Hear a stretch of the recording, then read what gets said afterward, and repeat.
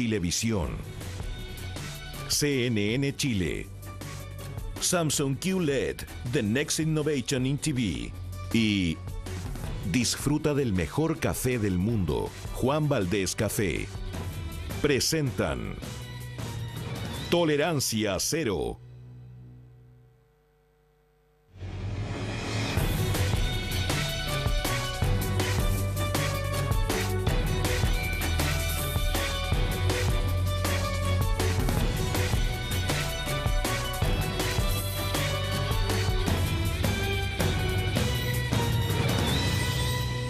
¿Cómo están? Bienvenidos a Tolerancia Cero. Esta noche tenemos de invitado al precandidato de Chile Vamos, Sebastián Piñera, expresidente de la República. Bienvenido. Fernando. No queremos, ya usted sabe cómo es la dinámica de este asunto y me imagino que debe haber bastante expectativa respecto de lo que podemos conversar en esta noche. Así es que partimos de inmediato. Daniel Matamala tiene la palabra. Me la gané yo el comienzo. Oiga, pero una pequeña... Sí. Yo he venido muchas veces a Tolerancia Cero, pero nunca me había llamado tanta gente para desearme suerte, como si viniera a la guerra al fin del mundo, a una pelea con Mano de Piedra Durán. Así que pueden preguntar todo lo que quieran. Perfecto. Mano de Piedra Matamala. Ahí se puso un colchón de antemano. No, yo voy a partir con una pregunta súper simple, un tema complicado, pero tratando de simplificar lo más posible, el tema de su patrimonio personal, del fideicomiso, etcétera. Una pregunta muy sencilla. ¿Cuánto es su patrimonio familiar y cuánto de eso va a entrar en los fideicomisos que usted y su familia van a constituir? Mire, tal como lo he dicho 1.000.000 de veces, yo no solamente voy a cumplir con la ley, que por lo menos es una ley que se aprobó después de 10 años de discusión.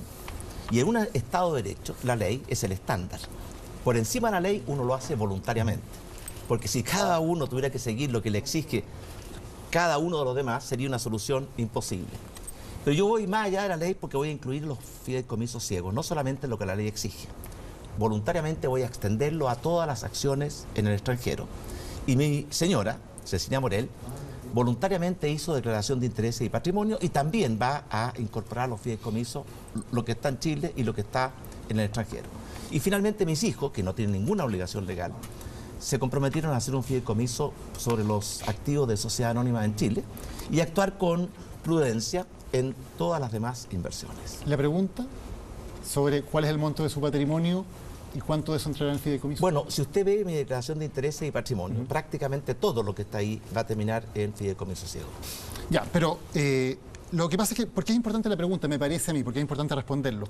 Porque sin esa información no podemos evaluar cuánto del patrimonio familiar va a entrar efectivamente en el fideicomiso, qué proporción de ese patrimonio va a estar en el fideicomiso y qué proporción va a estar fuera. Por eso me parece importante.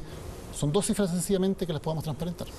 Yo diría que el grueso, sumando los fideicomisos de mi persona, de mi señora y de mis hijos, el grueso, la mayoría, va a estar en fideicomiso. ¿Qué significa el grueso? ¿Qué significa la mayoría? Más de la mitad.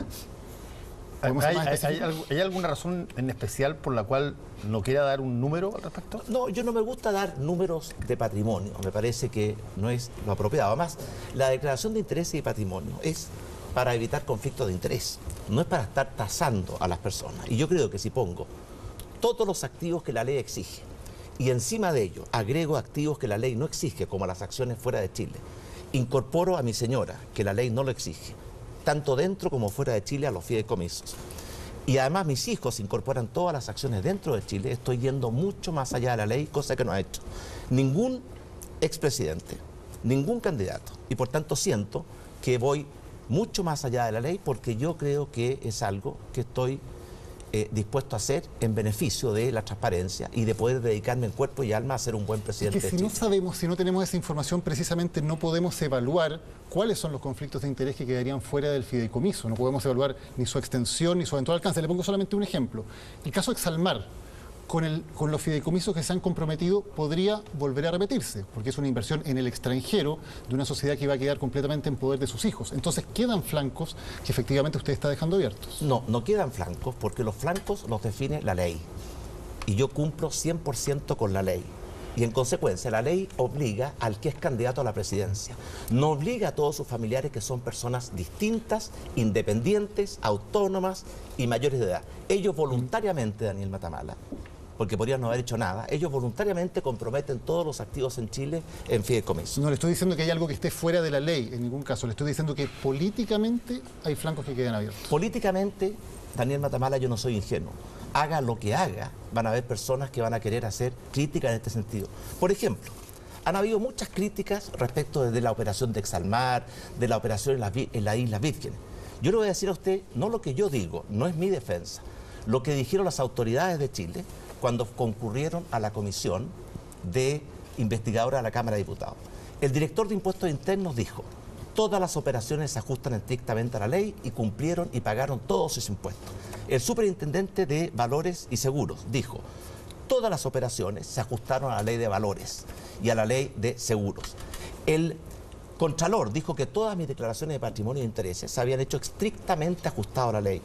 El propio fiscal Guerra, que está investigando el caso Exalmar, en 2 oportunidades ha dicho de que no ha encontrado nada, después de 6 meses de una profunda y acuciosa investigación, nada que tenga caracteres ni indicios de delito, ni mucho menos participación de mi parte. Entonces, cuando todas las autoridades que han examinado estos casos dicen en forma clara y categórica, y son autoridades designadas por este gobierno, y sin embargo la gente insiste creando o tratando de confundir, yo soy claramente una persona que estoy dispuesto a exponerme, porque soy candidato a la presidencia, pero no estoy dispuesto a que cualquiera, ¿cierto?, inventando o tergiversando la realidad, en contra de toda la evidencia, sostenga cosas que no son. Solo para cerrar el punto y para no monopolizar la conversación, yo creo que es importante centrar que aquí no estamos hablando de la eventual ilegalidad de alguna acción. Esto no es un tribunal, nosotros no somos ni fiscales ni menos jueces.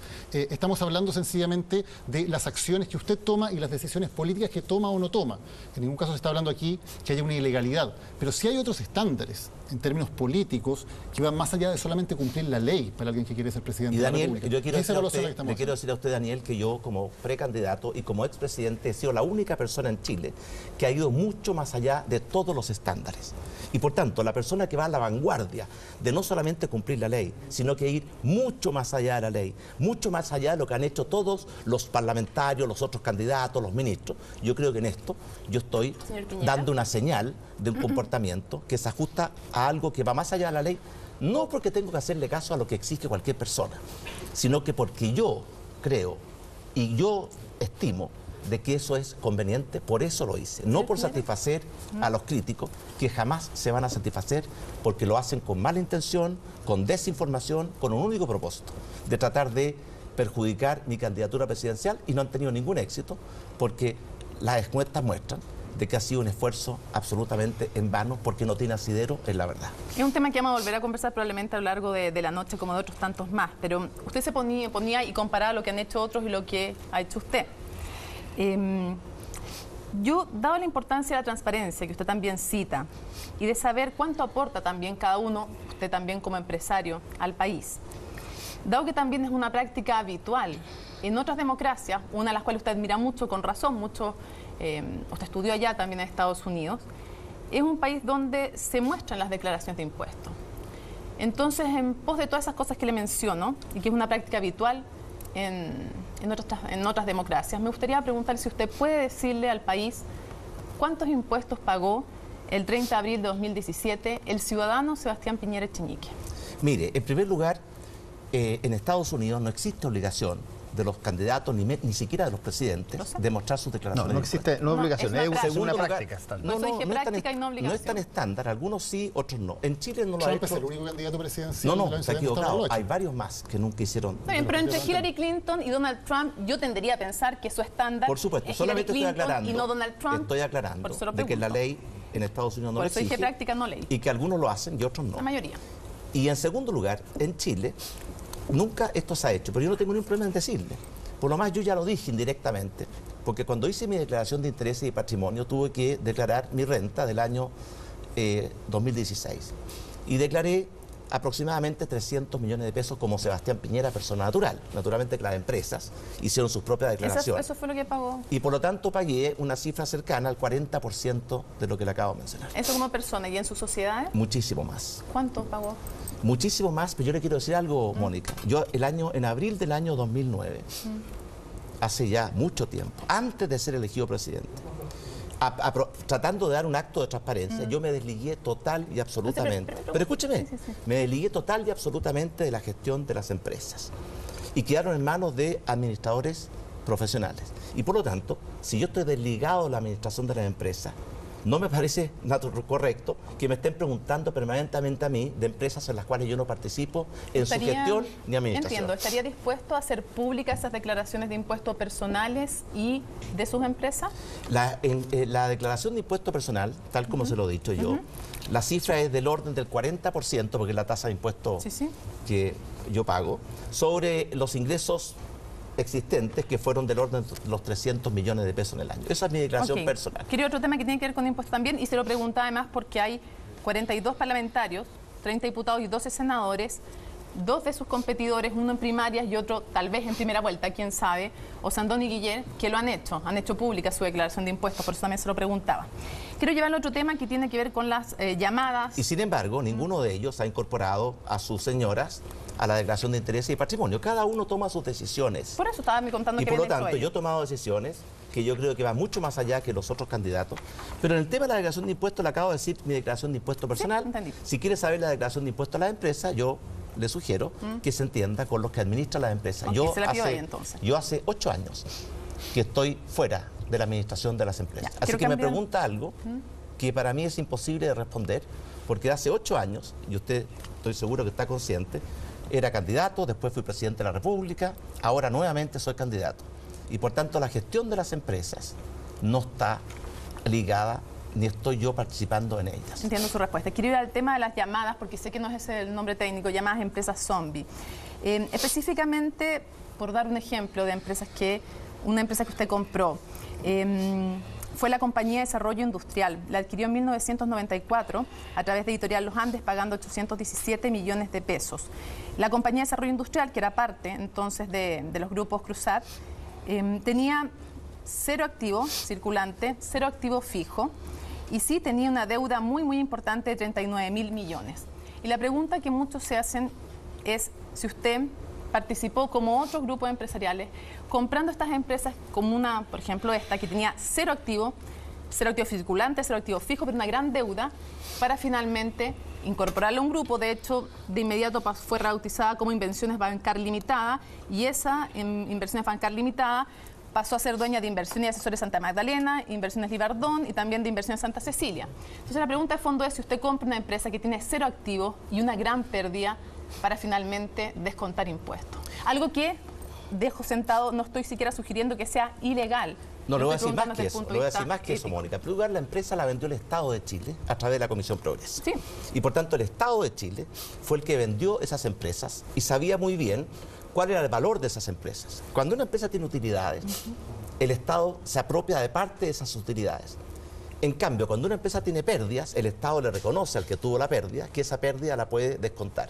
Pero además de eso, esta operación fue estudiada, revisada y aprobada por el Servicio de Impuestos Internos. ¿Le cuestionaron impuestos, señor Piñera? ¿Se puede hacer eso ahora? La ley cambió. ¿Por qué cambió? La ley cambió, pero mantiene el derecho de que el que tiene una pérdida, igual como el que tiene una utilidad tiene que pagar impuestos, el que tiene una pérdida puede utilizar esa pérdida para descontar impuestos. ¿Por qué cambió la ley?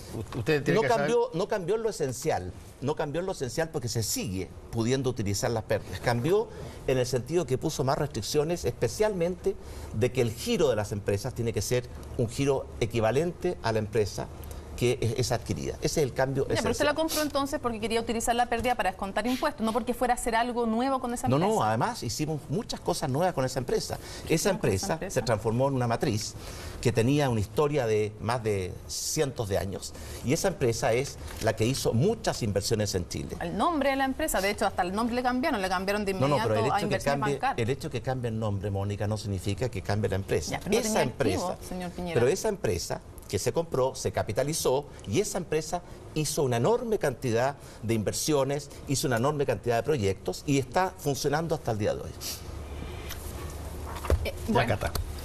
Muchas gracias. Yo quería primero que nada declarar un conflicto de interés, porque como la gente sabe, yo fui parte del gobierno de Sebastián Piñera, y quiero dejarlo en claro antes de partir con la pregunta. Ahora le hago la pregunta porque representando lo que creo que es la inquietud de la gente, pero yo no soy parte de su comando, no soy representante de la aquí. Así que vamos al callo.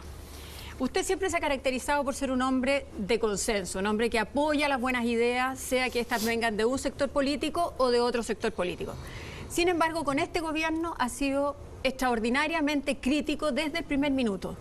Usted, de alguna manera, le ha puesto prueba no solamente a todas las reformas, sino que a la reforma educacional, a la reforma laboral, a la reforma, al proyecto de reforma constitucional, a la reforma, al distinto esquema que ha llevado adelante el gobierno de Michelle Bachelet. Entonces mi pregunta es si realmente esto se debe a que usted considera que el proyecto ideológico de sociedad que estaba presentando Bachelet era malo para el país, o cuál es la razón que lo llevó a desde el primer minuto partir criticando con tanta fuerza el gobierno de Michelle Bachelet. Por una razón muy simple, porque yo leí el programa de la nueva mayoría, cosa que no hicieron y lo han reconocido ahora muchos de sus principales líderes y autoridades. Y cuando leí el programa me di cuenta que era un programa muy malo para Chile, y por razones básicas. En primer lugar, porque era un programa que desconfiaba de las personas, de su libertad, de su capacidad de crear, de innovar, de emprender. Y en cambio confiaba excesivamente en el Estado. Y yo creo que debe ser justo al revés. Yo creo en las personas. ¿No le reconoce nada bueno a este gobierno? No he dicho eso. Leí el programa y me pareció que el programa partía de una orientación equivocada. En segundo lugar, se hacía cargo del diagnóstico de lo que se llama la calle. Y la calle siempre es menos reflexiva, más exaltada, son grupos de presión que solamente alegan por sus propios intereses, y se olvidó de las prioridades de la gente. Y por eso todas las reformas que planteó la presidenta Bachelet en su programa, a mi juicio, iban a ser muy malas para Chile. A pesar que cuando se hizo la reforma tributaria, el gobierno y el ministro Arenas dijo que no iba a afectar el crecimiento, que no iba a afectar la inversión, todos sabíamos, los que entendían de lo que decía el programa y entendían de economía, de que iba a ser un golpe letal al crecimiento, a la inversión. Cuando se hizo la reforma educacional, que esencialmente, en lugar de fortalecer la educación pública y mejorar su calidad, apuntó a matar a la educación privada subvencionada, yo pensé que eso iba a significar un atentado a la libertad de educación y a la calidad de la educación, como ha sido. Les quiero recordar a todos ustedes que durante este gobierno la prueba Simpson lo único que ha hecho es caer. Cuando vimos la reforma laboral, que en el fondo le daba todo el poder a las cúpulas sindicales, quitándole el poder a los trabajadores, también yo pensé que era una mala reforma. Por eso, porque la ideología es equivocada, porque el diagnóstico era equivocado, porque además las políticas se diseñaron mal y se implementaron peor, porque incluso algunos ministros decían esto es para quitar los patines. Yo pensé que era un mal programa para Chile, y yo sentí que mi responsabilidad era decirlo con mucho respeto, sin descalificar a nadie, pero con mucha claridad. Y desgraciadamente el tiempo me ha dado la razón, porque todos sabemos que hoy día Chile no crece, no crea empleos, está destruyendo los buenos empleos, los salarios se están estancando, la calidad de la educación y la calidad de la salud están absolutamente dejadas de lado, y además tenemos una delincuencia fuera de control. Por eso yo creo que este no ha sido un buen gobierno. Y en dos palabras, y lo he dicho otras veces, yo creo que en Chile hoy día tenemos un mal gobierno y un gran país. Y lo que nosotros queremos hacer democráticamente es reemplazar a ese mal gobierno para recuperar nuestro gran país. ¿Pero no le reconoce nada bueno al gobierno? Le reconozco muchas cosas buenas. Por de pronto no pongo en duda las intenciones de la presidenta Bachelet. Yo creo que la presidenta Bachelet quiere lo mejor para Chile. Y la agenda de Pro-Transparencia. Y además yo creo que se avanzó mucho en la agencia Pro-Transparencia y en la agencia de Probidad. Sí. De hecho, la nueva ley de Probidad fue elaborada en gran medida durante nuestro gobierno. Y hoy día se ha implementado, y yo creo que es bueno para Chile que tengamos mejores mecanismos de transparencia y mejores mecanismos de fiscalización. Pero yo también creo que cuando uno juzga a los gobiernos, tiene que juzgarlos por lo que realmente le importa a la gente. Catalina, ¿cuáles son las 5 prioridades más importantes de la gente? Empleo. Estamos destruyendo los empleos. Salarios están estancados. Salud está en crisis. Educación está retrocediendo. Delincuencia está fuera de control. Entonces un gobierno que en las 5 principales prioridades de los chilenos, lo único que ha hecho retroceder, no es un buen gobierno. Y eso yo lo digo con respeto, pero con mucho fundamento. Fernando Villegas. Buenas noches, ¿cómo está? Le quiero preguntar, para irnos ahora al futuro, vamos a suponer que usted fue elegido y es presidente, voy a preguntarle exactamente lo mismo que le pregunté a la señora Sánchez, y que quise preguntarle a Osandón, pero por ciertas penosas circunstancias no pude hacerlo. Y es el referente que guiaría su eventual gobierno. ¿Cuál es el polo al que apunta, que es el que explica y el que determina y articula todo lo que viene antes, los proyectos, los de todo orden? Ese referente es simplemente el capitalismo, la sociedad individualista, donde el que interesa es la persona, si le va bien o le va mal, lo que logra con su esfuerzo, lo que logra con su inteligencia, con su disciplina, con lo que sea, hasta con su suerte incluso, donde el Estado vuelve a cumplir simplemente una función accesoria, anexa, más o menos anexa, más grande que antes, pero todavía lateral. Un mundo donde impera el hoy en día satanizado lucro, el afán de la gente de ganar más plata o ganar más fama o ganar más cosas para ello.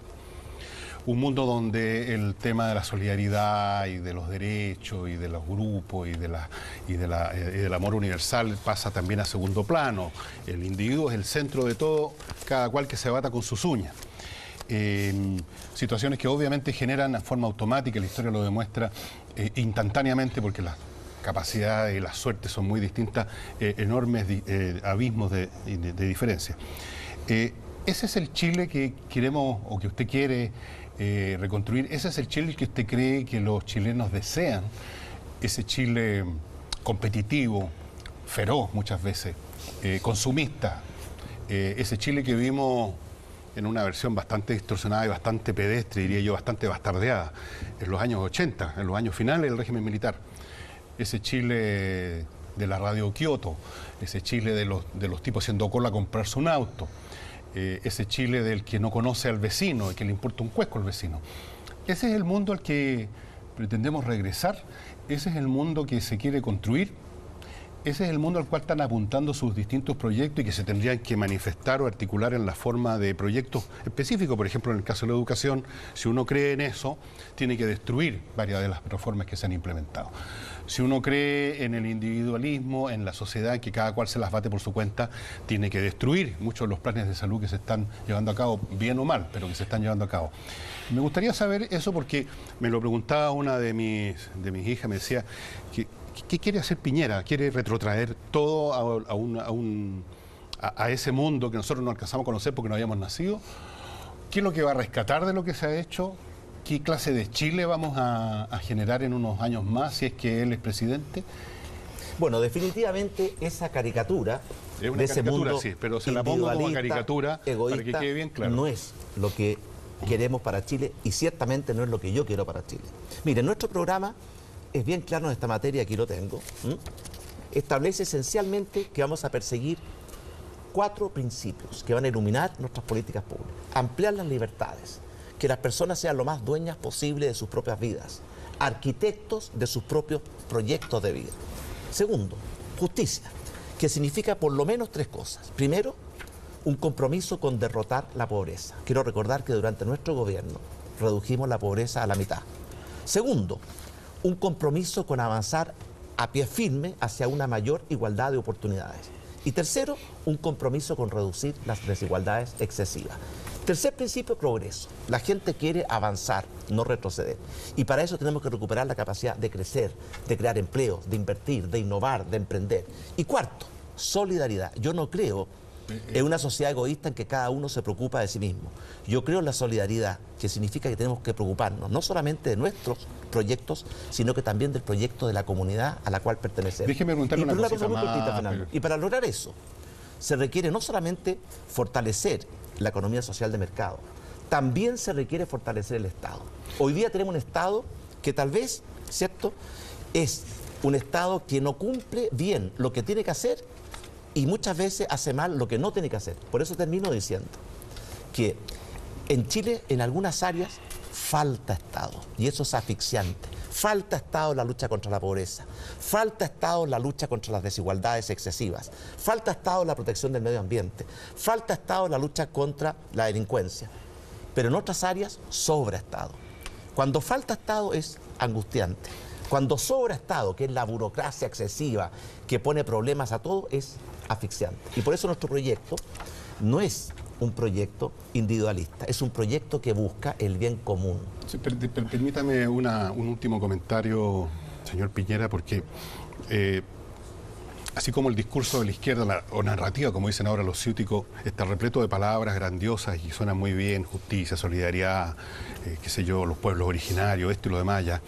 Esto que dice usted ahora también tiene un nivel de atracción en lo abstracto que no sintoniza mucho con la realidad. Por ejemplo, usted habla de que sean arquitectos de su vida. ¿Qué clase de arquitectura pueden erigir los que no tienen, nunca tuvieron educación, ganan 300 lucas al mes con suerte, viven en una población miserable, se gastan 4 o 5 horas al día en una locomoción? ¿Qué clase de arquitectura pueden erigir estas personas? ¿Qué clase de libertad? No tienen libertad ninguna, no tienen libertad como la tiene uno, como la tiene usted, como la tenemos nosotros acá, para decir, bueno, voy a hacer esta opción, sigo trabajando acá, no, me voy para acá, o me voy para allá, o me quedo en la casa. No tienen ninguna opción. Desde que se levantan en la mañana hasta que llegan en la noche, son esclavos de rutinas, de su pobreza, de su ignorancia, de su resentimiento, de ver que la vida se les va y en pelota. O sea, una vida Pero, que Fernando, no llega a ninguna parte. Por eso mismo, porque yo comparto ese diagnóstico, por eso mismo lo que queremos hacer nosotros es ampliar los ámbitos de libertad, especialmente a los que menos tienen, que son los sectores más vulnerables. Mejorar la justicia de nuestra sociedad. Recuperar el liderazgo y el dinamismo para crecer, para avanzar, para progresar y no estar retrocediendo. Y cuarto, crear una sociedad más solidaria, en que la preocupación no sea solamente por lo que nos pasa a cada uno en forma individual o familiar, sino que tengamos una preocupación por lo que le pasa a la comunidad. ¿Quiere reducirle los impuestos a las empresas? ¿Y es eso solidario o no?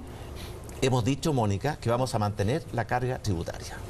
¿No le va a bajar los impuestos a las empresas? Vamos a mantener la carga tributaria. Lo que pasa es que en Chile hoy día tenemos demasiadas loopholes, es decir, demasiados franquicias y excepciones que las vamos a eliminar, se ha eliminado mucho, y eso nos va a permitir a nosotros que todos paguen lo que corresponde pagar sin tanta franquicia como existe hoy día, y eso nos va a permitir mantener la carga tributaria, porque no hay ninguna posibilidad, Mónica, dado el enorme déficit fiscal que vamos a heredar y la enorme cantidad de compromisos que vamos a tener que asumir de rebajar la carga tributaria. Pero la carga tributaria en total la va a distribuir distinto. Por ejemplo, se ha hablado de bajar los impuestos a las empresas, de 27% aproximadamente 24%.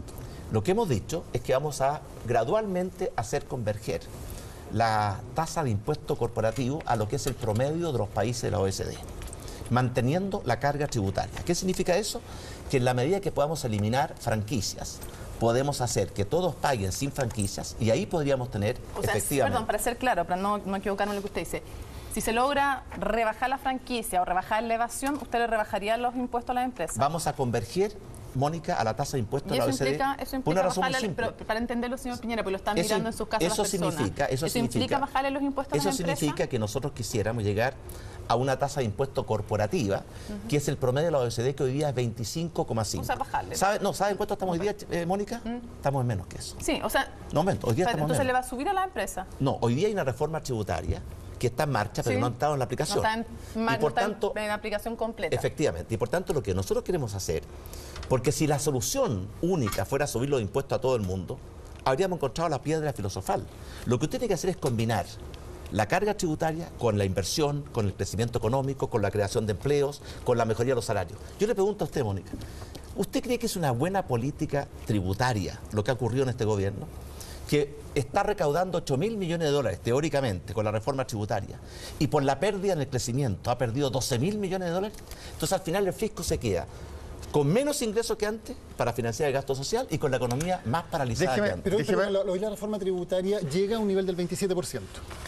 Va a llegar, es cierto, en régimen, que es el año 2018. ¿Usted pretende que no llegue al 27%? No, lo que yo he dicho es que gradualmente en el tiempo queremos que la tasa de impuesto en Chile sea equivalente al promedio de los países de la OECD. Hay importantes expertos tributarios como Claudio Agostini, le cito uno, por ejemplo, que dice que esa comparación no corresponde y que hoy, de hecho, la tasa de impuesto efectiva que se paga en Chile por parte de las empresas es mucho menor que el promedio de la OECD.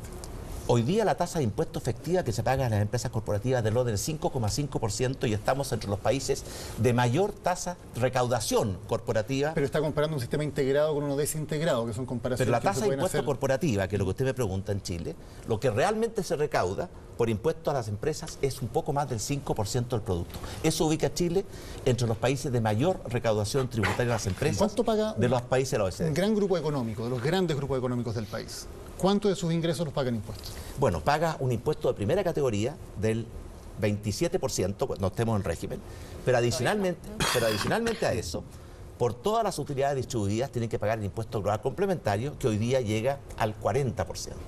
Y como no está integrado totalmente, la tasa efectiva de impuesto a la renta puede llegar a ser 44,5%. Pero le pregunto cuánto Súmele pagan eso. en la práctica. No pagan los eso. Luxich, los Mate, los No, Porno, ¿cuánto pagan en total? le digo, por la parte que de utilidades de las empresas pagan un 27%.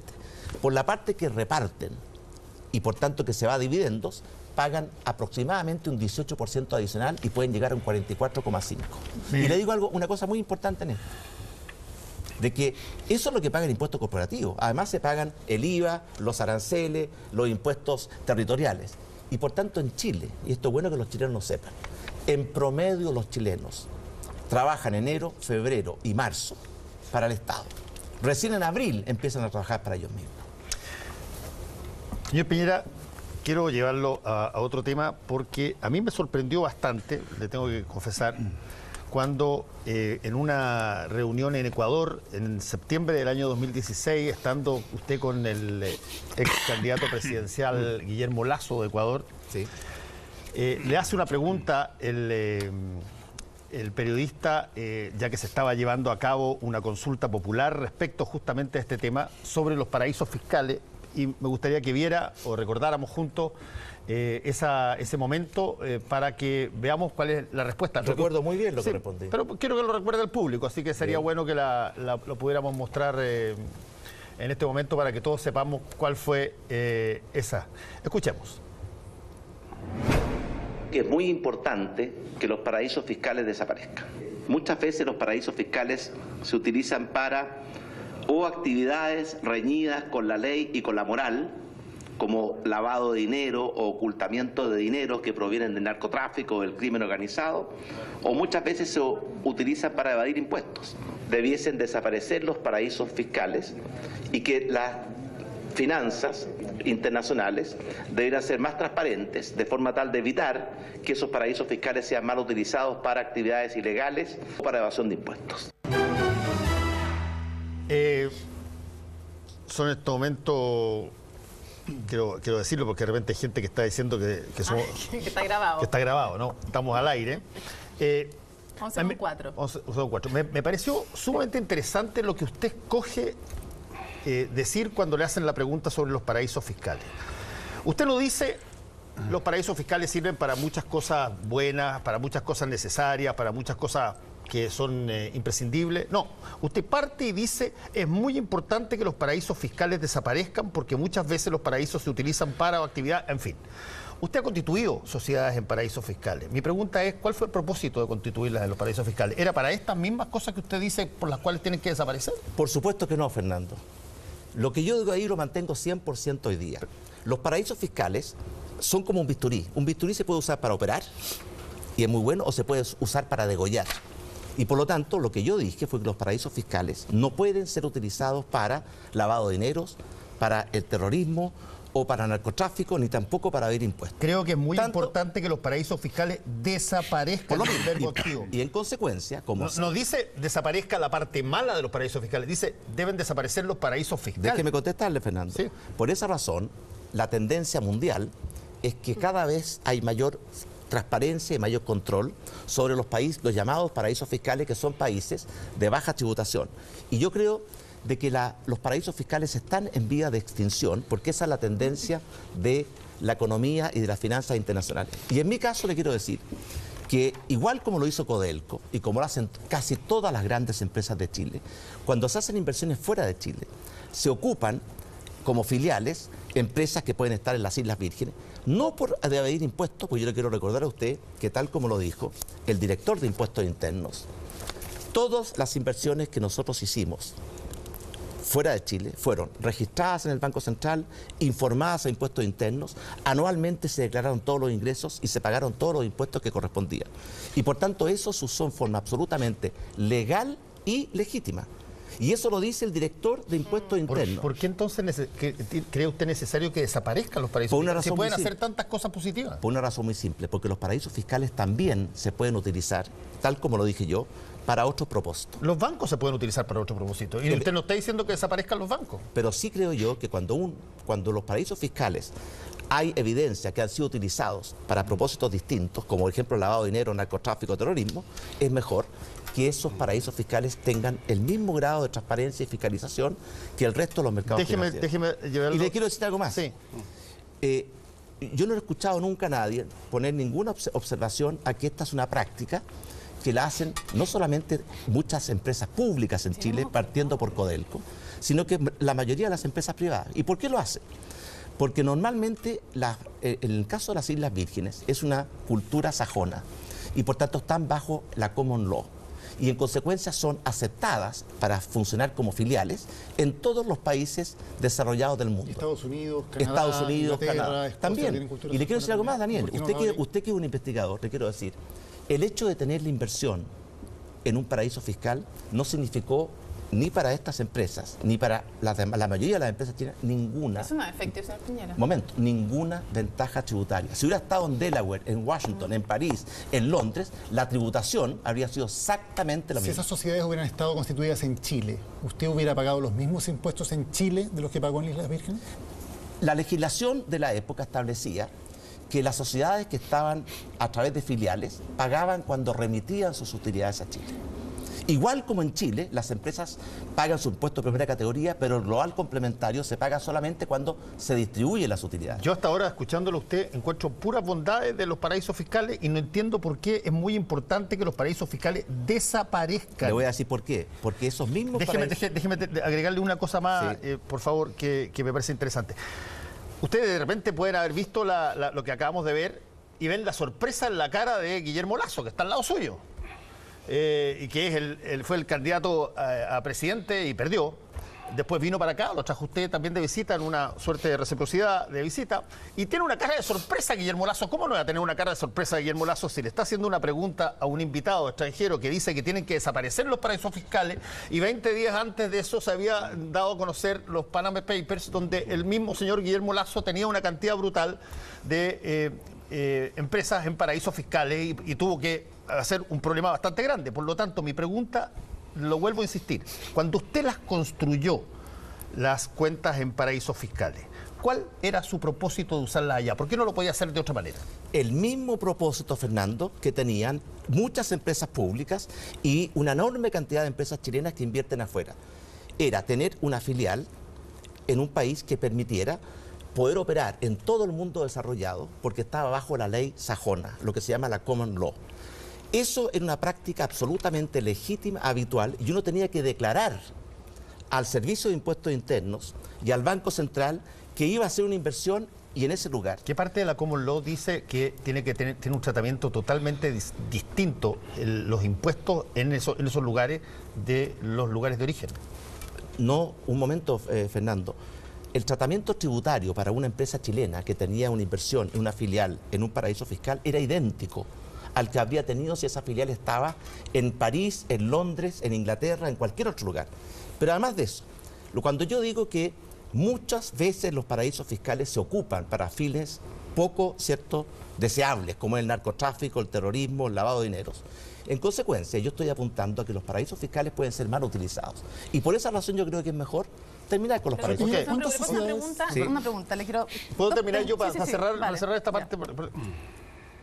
¿Tiene todavía puertas abiertas en paraísos fiscales? No, tal como lo he dicho públicamente, en muchas ocasiones hemos decidido hacer que todas las inversiones se radiquen en Chile.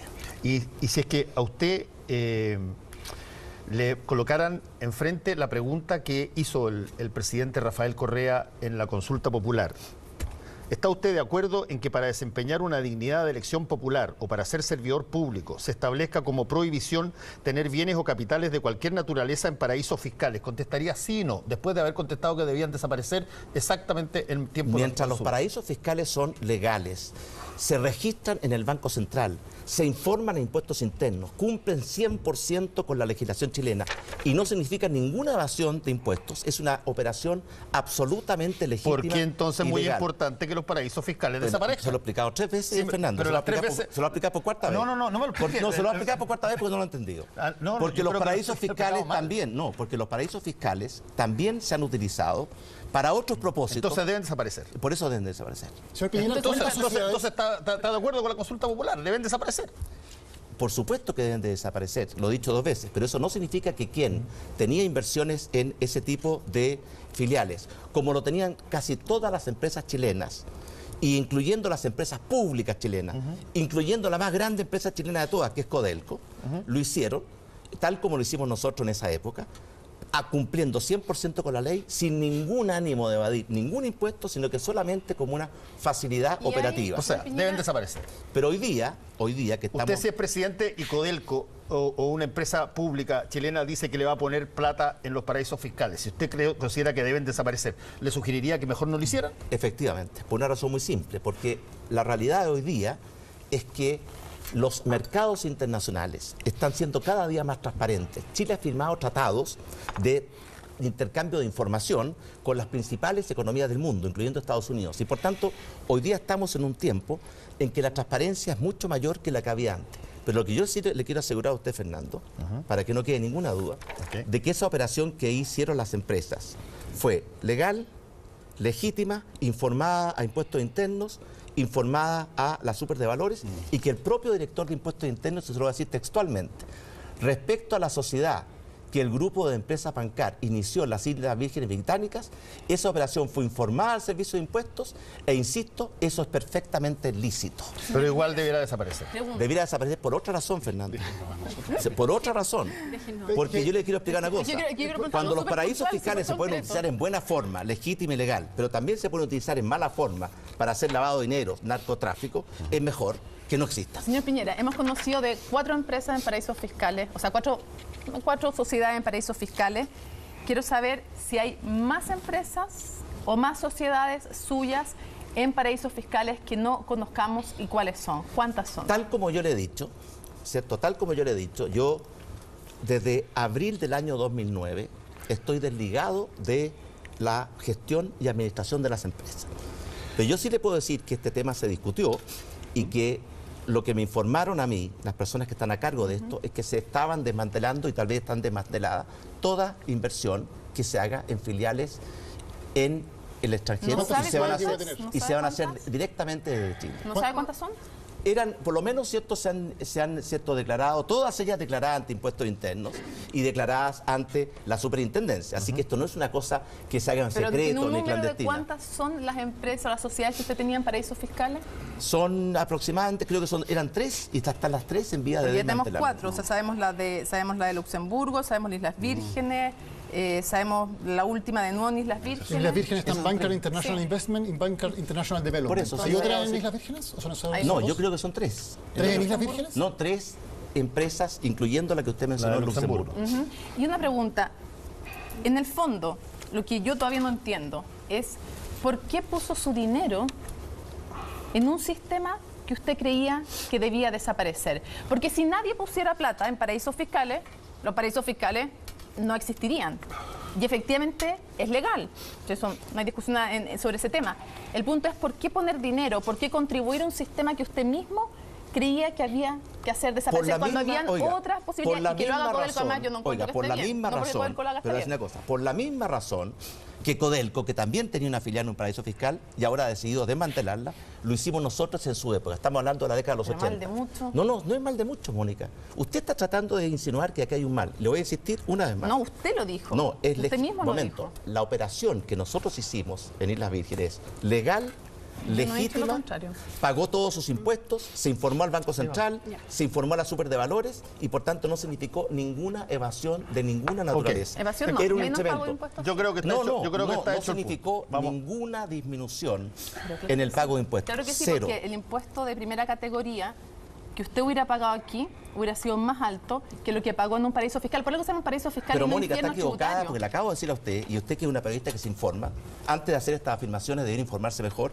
que ese tratamiento que tenía la Isla Virgen es idéntico al que tenía la legislación chilena para una inversión en Madrid, en Londres, en Nueva Si York el negocio o en hubiera estado París. acá, hubiera pagado más. Claro, pero la ley, yo creo que quedó la claro ley hacía el una punto. diferencia, la ley hacía una diferencia, y yo le quiero una cosa, cuando yo voy a pagar el IVA y me cobran el 19%, yo no le pido, ¿cierto?, al que me está vendiendo una Coca-Cola que me cobre el 30% de IVA, pago lo que la ley dice. Sí. Y eso fue lo que hicimos nosotros, y lo mismo hicieron, Mónica, todas las grandes empresas chilenas que invertían afuera. Porque por razones técnicas, que si tenemos tiempo se lo puedo explicar. No todas invierten en paraísos fiscales, hay muchas que invierten en otros lugares. No, No, todas las la- grandes empresas de Chile No, son pero paraísos para- fiscales. los Le efectos acabo de prácticos, explicar, Mónica, para los de que el hecho de efectos invertir, prácticos. no, que el hecho es que yo quiero que quede claro porque usted está dejando una situación que no queda clara. El hecho de haber tenido la filial en un paraíso fiscal no significó ninguna diferencia en el pago de impuestos con respecto a haber tenido esa misma filial en cualquier otro lugar del mundo. Está bien.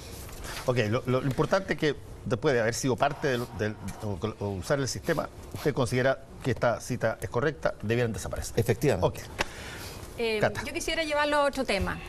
En el último tiempo usted se ha ido abriendo a la posibilidad de que exista una legislación que permita a las parejas del mismo sexo adoptar.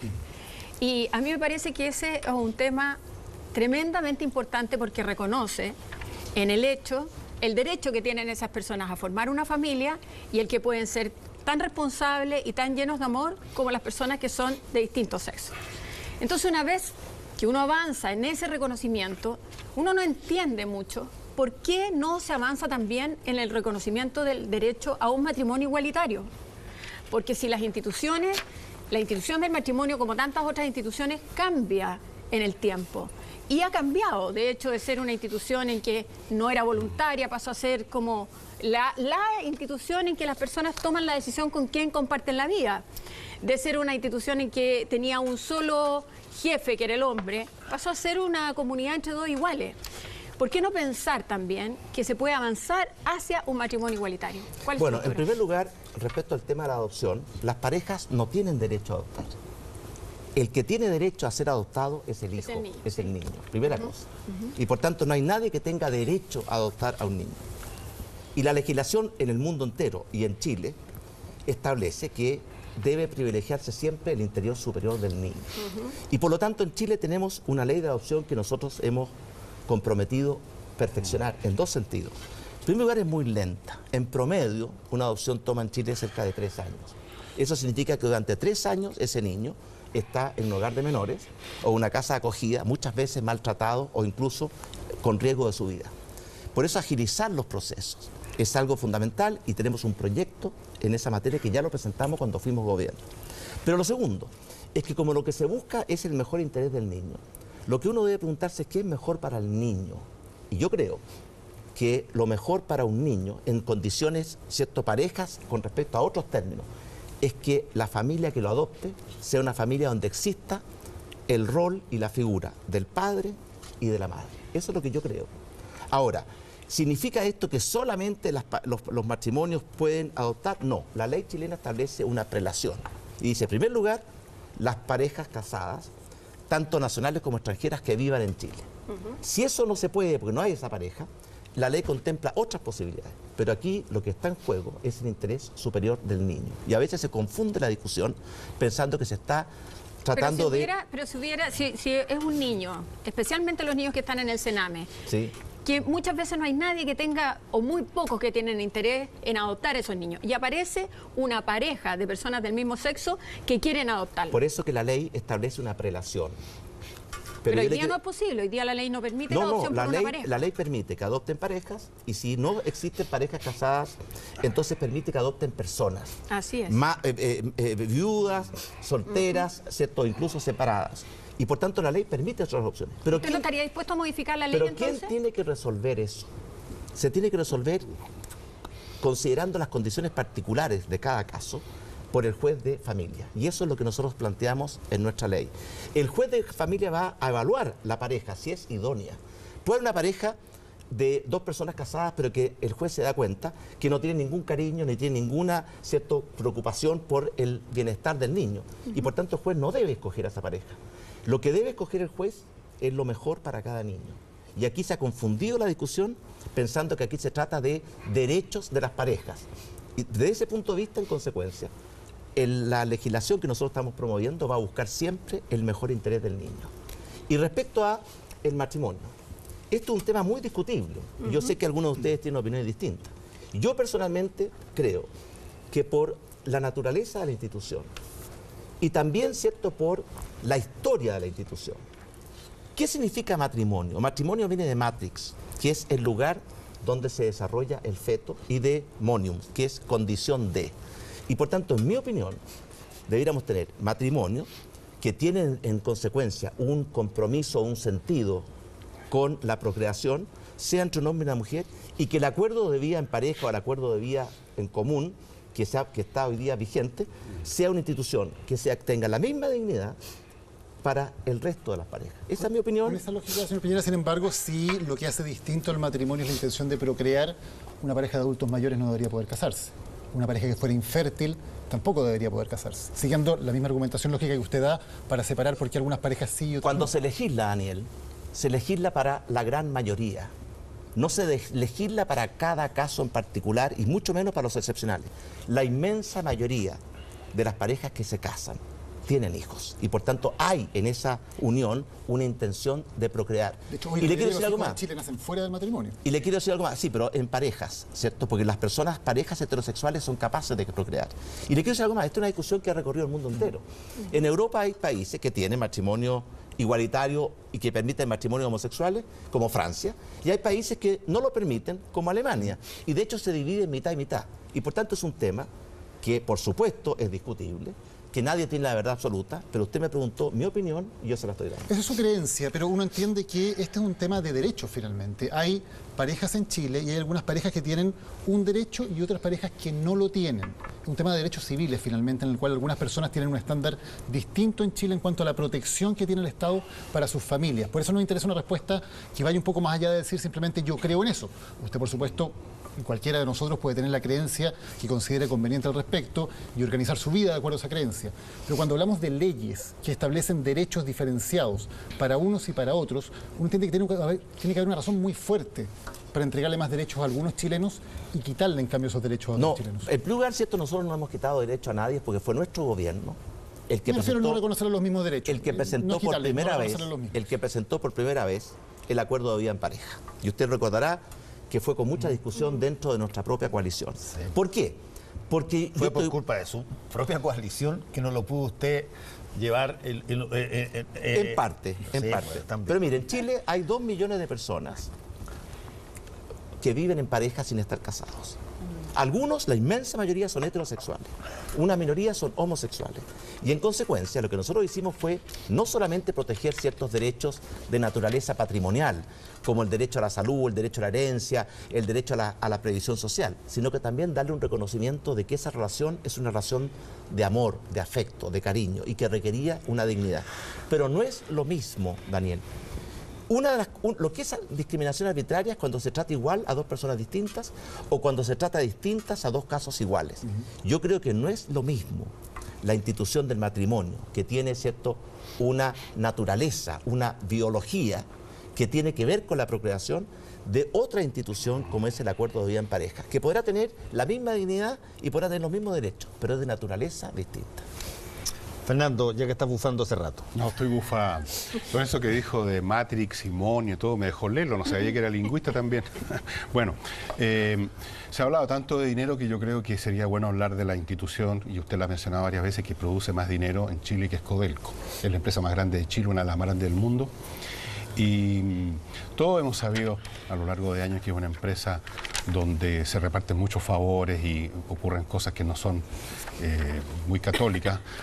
Pero yo me fui enterando recién esta semana pasada, porque fue al programa que hago con Nicole Rodríguez, una persona que trabajó en Codelco muchos años como contador auditor, el señor Ricardo Castillo, que ha hecho esta denuncia muchas veces, no le han dado mucha bola, la verdad. Hay una especie de silencio majestuoso sobre el tema de Codelco.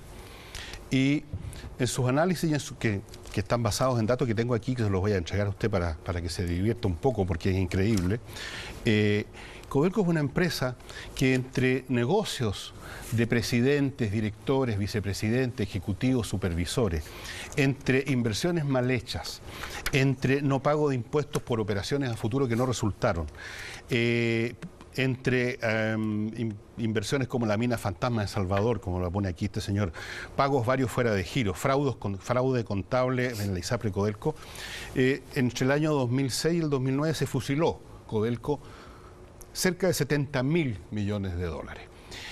Y me he enterado también... ¿Qué significa se fusiló? Se fusiló, se malgastó, se desapareció, se desvaneció, no llegó nunca a la... ¿70.000 millones de dólares o de pesos, Fernando? De dólares. Bueno, yo creo que tu fuente fue solamente, no, o sea, el señor Castillo, que nos ha tuiteado todo, y cada rato con su información, me parece sumamente curioso la situación, porque si fuera efectivamente una cosa como esa, usted me podrá decir, porque le tocó recibir el Codelco en el año 2010, ¿tenía un forado de 70.000 millones de dólares? Mire, el patrimonio de Codelco se estima ¿cuánto vale? ¿Cierto? Del orden de 30.000, 40.000, 50.000. Así que la cifra de 70.000 millones de dólares me sorprende. Pero sí voy al fondo de su pregunta. Supongamos que sea, vamos a suponer, para contentar la acuciosidad de Fernando Paulsen, que fuera la 10ª parte nada más. Sí, pero vamos a lo suyo, por eso. Que, entre paréntesis, la 10ª parte son 7.000 millones de dólares, que corresponderían, por ejemplo, solamente a las pérdidas por las operaciones a futuro con una empresa china. Eso es una cifra que creo que está bastante establecida. Así que ya con eso sería suficiente. Más que suficiente. Más que suficiente. Tengo aquí una lista, y no son todas las páginas, de la cantidad de empresas con las personas que están ligadas a esas empresas, que tienen que ver con hermanos de ministros, ligados a determinada coalición, ligados a determinado gobierno, exministros, exdiputados. La lista es interminable. De personas que han formado parte o que forman parte todavía de Codelco, y que, basado en esta autonomía que ahora está siendo puesta un poco en telejuicio por la Contraloría, han hecho negocios con su propia empresa. Negocios, por supuesto, con algunos grados extras de ventaja, ¿no es cierto? Como saber de antemano las condiciones de las licitaciones, como conocer cuáles los precios que está poniendo el competidor, etcétera. Y es un tema que a mí, francamente, sean 70.000 millones, o sean 30.000, o sean 7.000, me parece desmesurado, en cualquier caso. Si usted, presidente, va a hacer lo que no ha hecho nadie, de meterle mano a esto, que a mí me parece, francamente, una especie de expropiación parcial, por lo menos, del 20%, diría quizás mayor, de una empresa pública, por los intereses corporativos de la gente que trabaja ahí, y especialmente de los más altos niveles.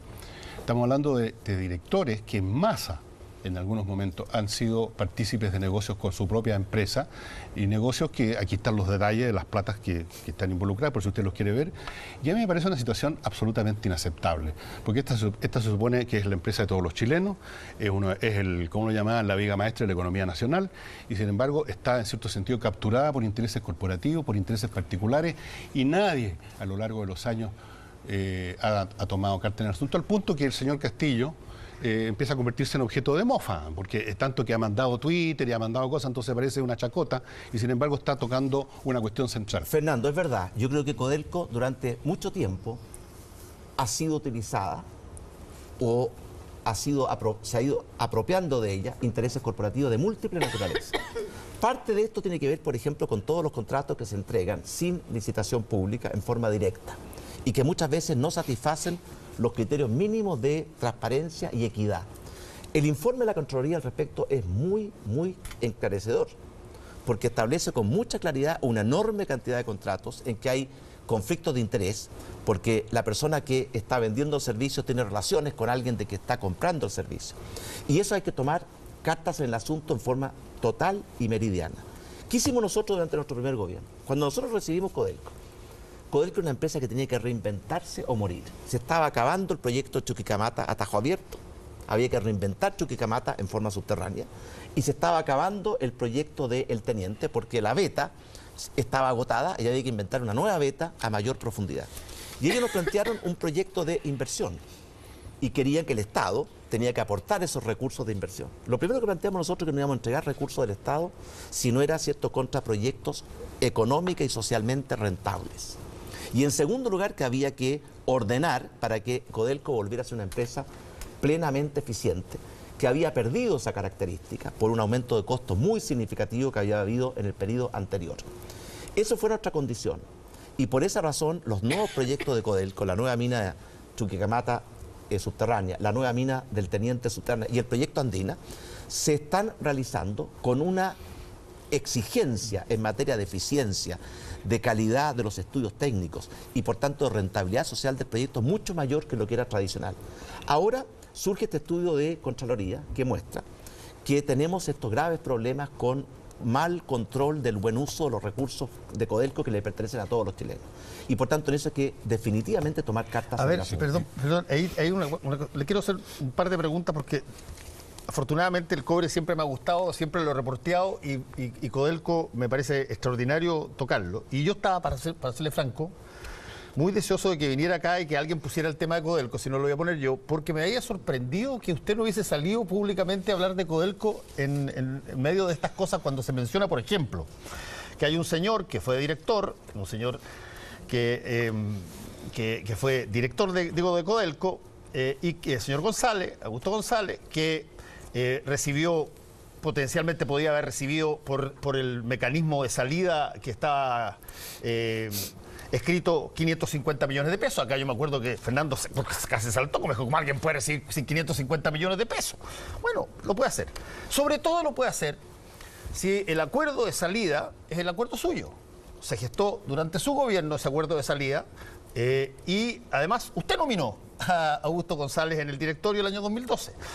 Después aparece una serie de cosas que se dicen que han durado muchísimo, pero se ríen en un momento dado de Herbie, el caricaturista, Premio Nacional de Caricatura, una persona que es encomiable, fantástica, que vendió durante 10 años en Codelco las tiras cómicas para explicar una serie de procedimientos, y aquí en montones de partes yo escuché, ¿cómo puede ser de que les paguen? Eran 150.000 pesos por tira cómica.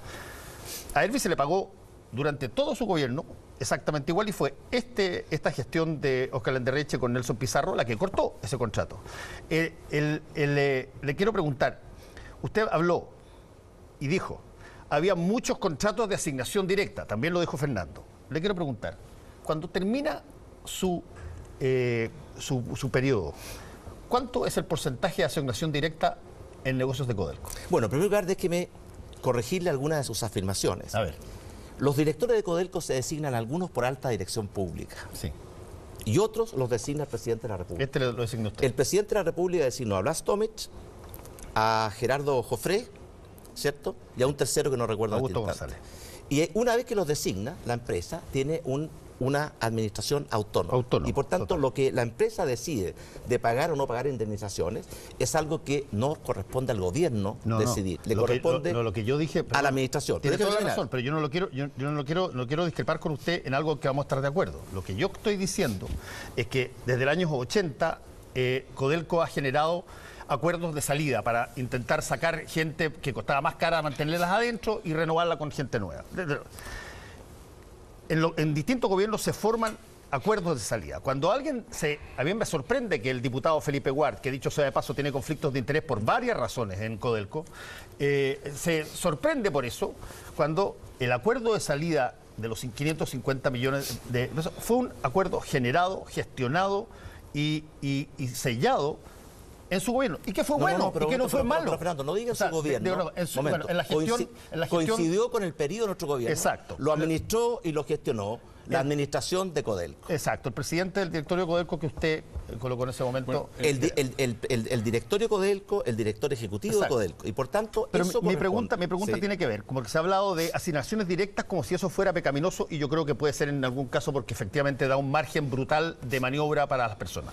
Cuando usted era presidente y estaba la gestión de Codelco en esos 4 años, ¿cuánto era la asignación directa de contratos en Codelco? Mire, en primer lugar, las empresas tienen que poder hacer en ciertas circunstancias asignaciones directas, porque el proceso de licitación, que es más transparente, es mucho más lento. Y hay veces en que la empresa no puede esperar y necesita hacer una asignación directa. O hay veces en que el único proveedor capacitado para prestar un servicio... O hay una emergencia. O hay una emergencia y, por tanto, la asignación directa es algo necesario en la marcha de la ¿Cuánto empresa. es la asignación directa durante los 4 años de su gobierno? Lo que yo, cierto, nos preocupamos mucho durante nuestra gestión, porque recuerde usted que el Estado participa en la Junta de Accionistas de Codelco, sí, a través de los ministros de Minería y el ministro de Hacienda. Fue ir reduciendo la asignación directa a solamente los casos en que ello se justificaba plenamente. ¿A cuánto llegaron del total de No, contratos? por supuesto que no sé esa cifra. Yo le digo, son 20% del total de contratos se asignaban directamente.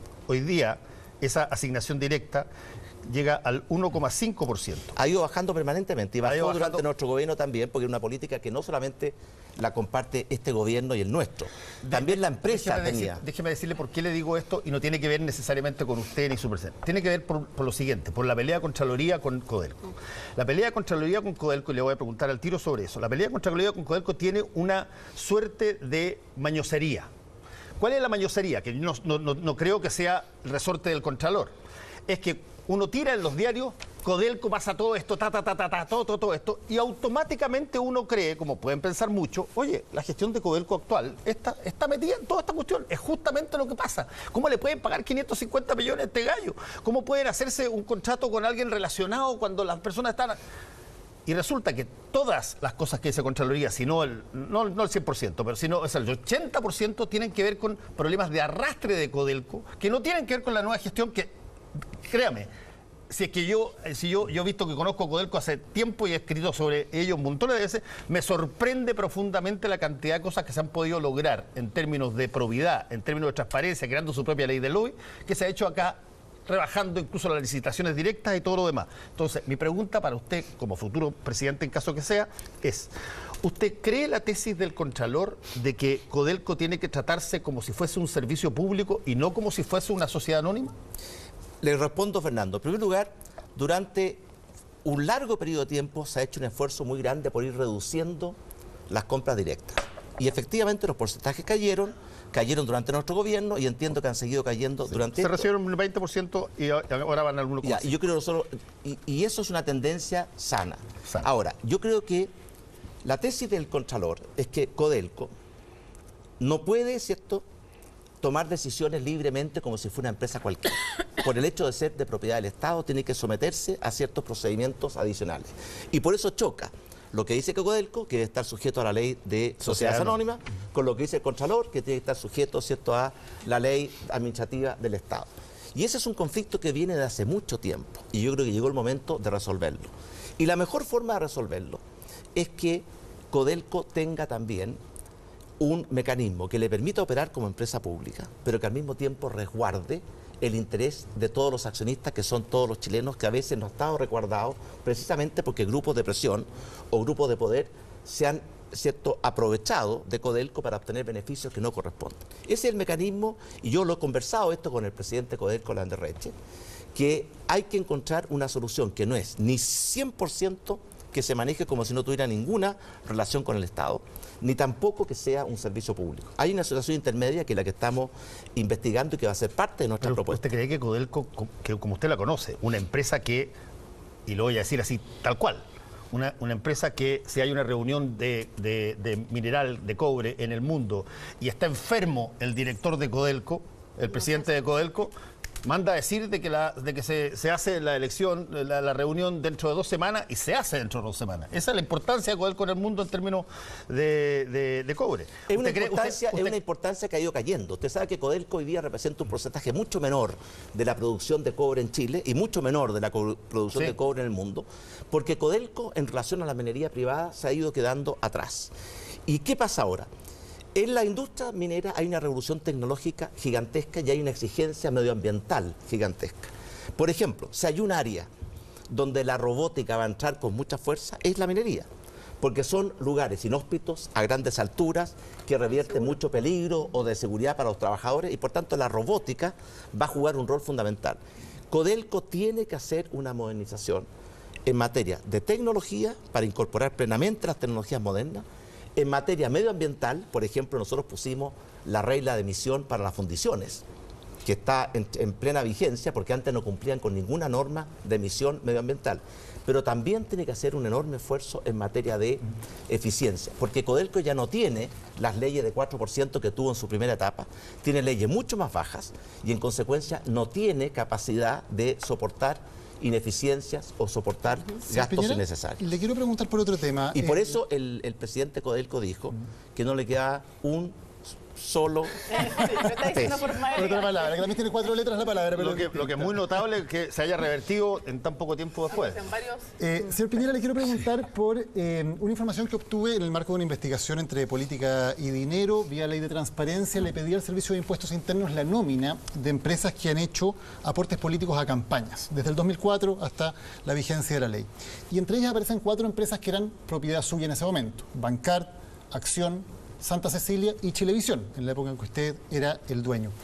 Usted siempre ha dicho que marca una muralla infranqueable entre el tema de la política y de los negocios. ¿Cómo se entiende entonces que sus negocios hayan hecho aportes políticos, incluso en la época en que usted era presidente de la República, donde también aparecen empresas de su propiedad haciendo aportes a campañas vía aportes reservados, que son legales, pero que son secretos, que la ciudadanía no los conoce? Bueno, en primer lugar, yo creo que la ley que regía entonces permitía a las empresas hacer aportes.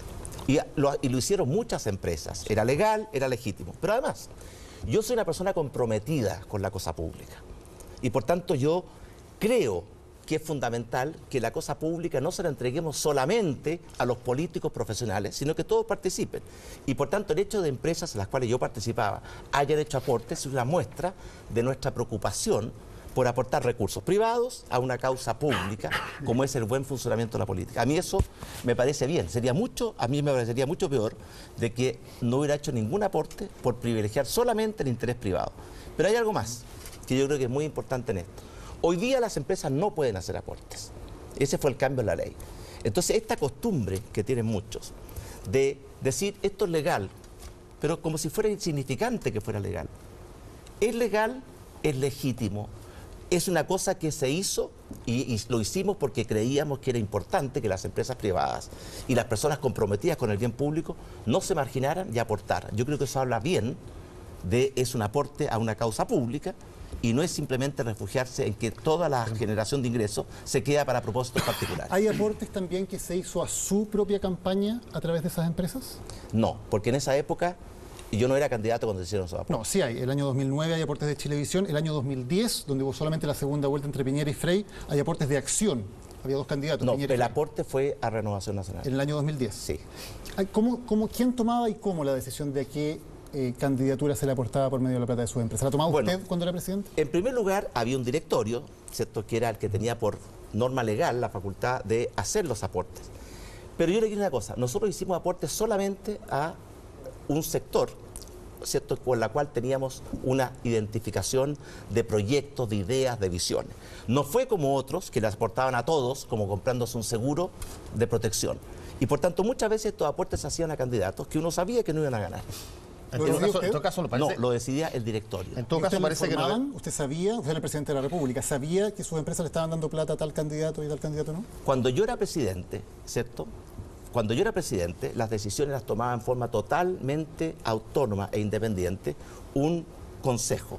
Y no tenía ninguna información, porque como se lo he dicho muchas veces, desde abril del año 2009, yo me desligué total y absolutamente de la gestión de las empresas. En 2008-2009, cuando Chilevisión hizo súper breve esos aportes, seguimos con el tema, es legal, y no estoy restando la importancia que sea legal, pero es legítimo que un canal de televisión que está obligado al pluralismo aporte a un sector político. No tiene nada que ver el pluralismo del canal, que tiene que ver con su línea editorial, con la independencia de los periodistas, y los periodistas que trabajaron en esa época en Chilevisión sabrán que existía una libertad editorial, existía un pluralismo, era una de las principales preocupaciones de lo que se haga con los dueños del canal, con sus utilidades. Ellos tienen derecho, ¿cierto?, a poder aportar de acuerdo a sus preferencias. Y por tanto, Mónica, no confunda usted el pluralismo, la independencia y la calidad editorial de un canal con lo que puede hacer Piñera, los dueños. En ningún momento. No, lo está haciendo. Y me gusta, en ningún momento. No lo hace permanentemente. Ni siquiera dejo una sombra, quiero dejar ni siquiera una sombra de duda dudaría de la independencia y el pluralismo de mis colegas. Hice dos afirmaciones que son separadas. Un canal que está obligado en su línea y que probablemente lo cumple, estoy segura de ello y lo ha cumplido, pues no puedo tener más respeto que por mis compañeros, esa entidad que tiene esas obligaciones y que las cumplió, sin duda alguna. Y por tanto el canal, le durante pregunto, nuestra administración... como segunda cosa, sin mezclarlo con eso, le pregunto si le parece, y le estoy preguntando, no le estoy afirmando, le estoy haciendo una pregunta, si le parece que es adecuado que un medio de comunicación con sus utilidades entregue dinero. Usted me puede decir que sí o que no. Una cosa es que yo creo que los medios de comunicación tienen que ser honestos, comprometidos con la verdad, pluralistas y respetuosos de las distintas expresiones de la sociedad chilena, cosa que en los tiempos que yo estuve participando en televisión siento que se cumplió plenamente. Yo puedo dar testimonio de eso. Otra cosa muy distinta, otra cosa, y puede dar testimonio usted, y puede dar testimonio Jaime de Aguirre, y puede dar testimonio todo. Ahora, otra cosa muy distinta, ¿cierto?, es que con las utilidades que no afectan en nada, ¿cierto?, el pluralismo del canal, el dueño del canal pueda disponer de ellas libremente. Y esos aportes, señor Piñera, también obtuvieron franquicias tributarias, o sea, se descontaron impuestos por esos aportes de las empresas. ¿Es conveniente, se lo pregunto desde un punto de vista político, que un candidato presidencial o un presidente de la República con sus negocios haga aportes políticos, algunos políticos o campañas, y que además reciba beneficios tributarios por ello? Los aportes, igual como todo el resto de los aportes en esa época, se podían descontar, ¿cierto?, como gasto. Y eso era la ley. Esa era la norma.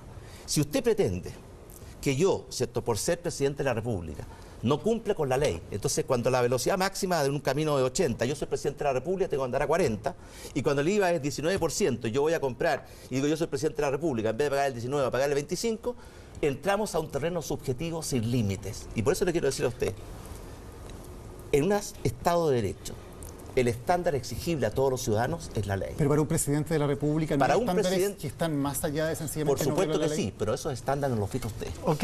Los fija cada persona libre y de acuerdo a su conciencia. Y lo fija la ciudadanía con información transparente. Y yo de acuerdo, libre y voluntariamente, por ejemplo, decidí ir mucho más allá en la declaración de interés y patrimonio, en la constitución del fideicomiso. Si una sociedad democrática no debe estar esta información transparente para que sea la ciudadanía la que fije esos tenemos que estándares. cambiar la ley. Esa ley no la hice yo. La ley establecía que era un aporte reservado. ¿Y sabe por qué? Porque lo que pretendió la ley fue precisamente que no existiera una ligazón y que el candidato no supiera. El candidato en estricto rigor que recibe no sabe quién le hace el aporte. En teoría, sabemos que en la práctica es distinto. No. Pero en todo caso, perdón. En algunos casos puede que el aportante informe al candidato. Pero de acuerdo a la ley, el aporte no lo conoce el candidato. O sea, no lo debiera conocer. No lo debiera conocer. En todo caso, aporte es una palabra súper interesante, porque en el caso de Renovación Nacional, cuando usted vendió las acciones de la Chile, le pidió que le devolvieran el aporte. ¿Qué, perdón? Cuando usted vende las acciones suyas de la Chile cuando llega de presidente, entre las formas que se pagan, se tiene que pagar una devolución de un préstamo a Renovación Nacional que usted hace. Se lo devuelve Renovación Nacional a usted. No, está nuevamente, ¿cierto?, confundido. A ver, acláreme entonces. Cuando yo era candidato, ¿cierto? Cuando yo era candidato, Renovación Nacional hizo algunos gastos para mi candidatura. Y yo sentí, ¿cierto?, que no correspondía que Renovación Nacional estuviera financiando esta candidatura y por tanto se le hizo un aporte a Renovación Nacional que lo hizo la empresa que se vendió. Correcto. Eso fue. Ok, y ese aporte que se hace, usted decide que se distribuyan las platas que recibe cuando vende LAN, según lo que salió en la prensa, y entre las cosas que hay es la restitución de una plata que usted le pasó a Renovación Nacional.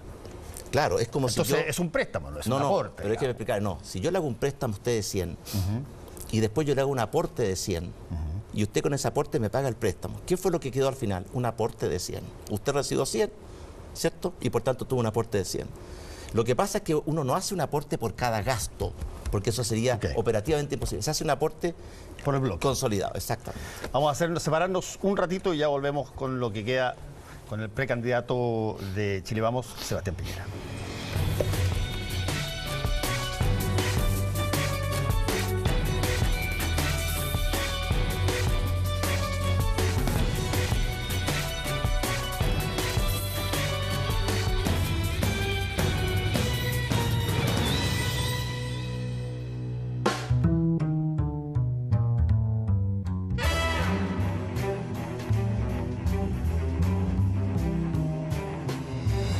Continúa la conversación y el debate en Tolerancia Cero.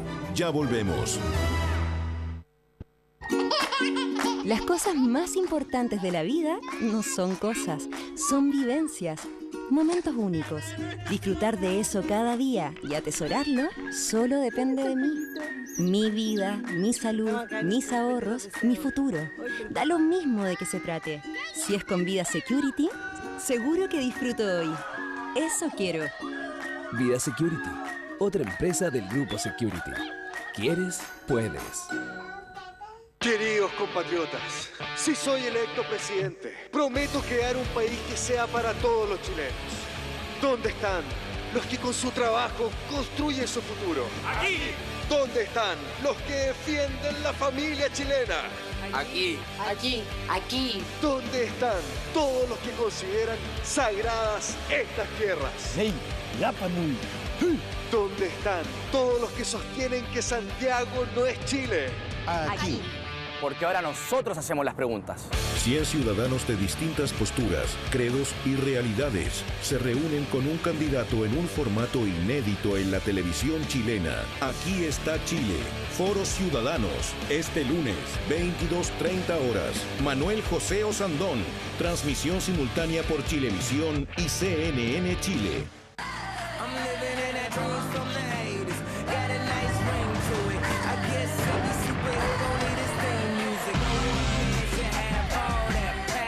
Invictus and its new Eau de Toilette Intense. Fragrances for Men by Paco Rabanne.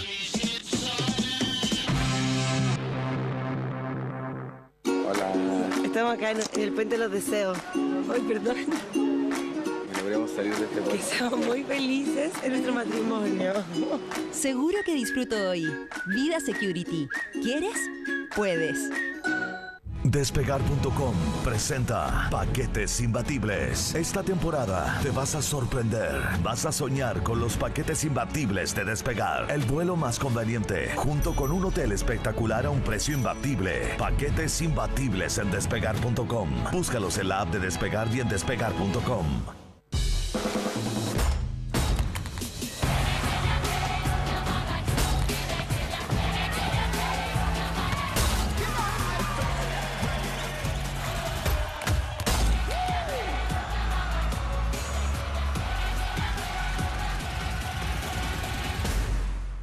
A mí solo una vez se me partió el corazón.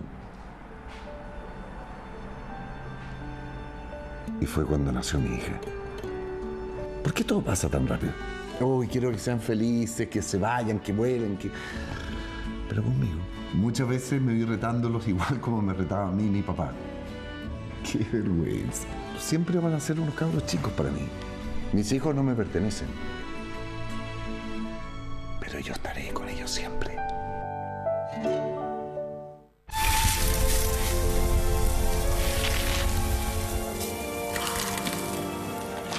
Chorizos La Preferida. Momentos excepcionales. Mi papá es fuerte, pero también es suave. Los hombres somos así. Por eso para el Día del Padre queremos que tengas el pelo fuerte y la cara suave. Encuentra tu pack del Día del Padre que incluye un shampoo Ma Evans y 2 máquinas de afeitar con 3 hojas más banda lubricante para que liberes tu estilo. Ma Evans. Fuerza anticaída. It's a new dawn, it's a new day, it's a new life. Oh, freedom is mine, and I know how I feel. It's a new dawn, it's a new day, it's a new life for me. Es una nueva World Member y se llama Limited. Santander. En Cruz Verde, menos pesos, más alivio. En productos de invierno, Mentolatum, un cuento en lata, 2 por 990 pesos. Y si eres socio del club, Abrilar Jarabe, 2,990 pesos. Cruz Verde, la farmacia de los precios bajos.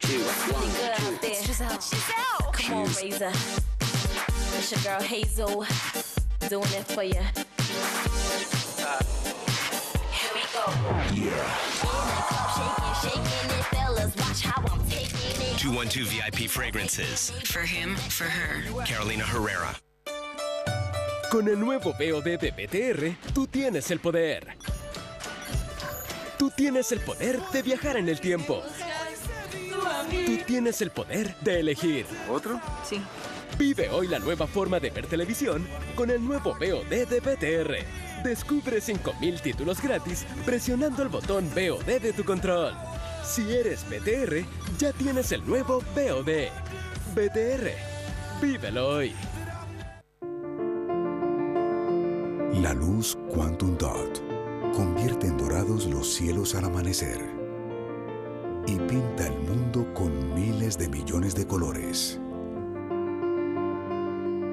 Hasta en el momento más oscuro, saca a los héroes a la luz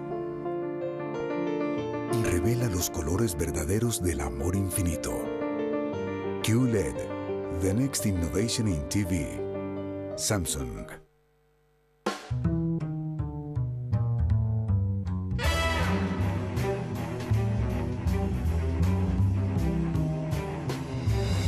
Ahora continúa la conversación y el debate en Tolerancia Cero.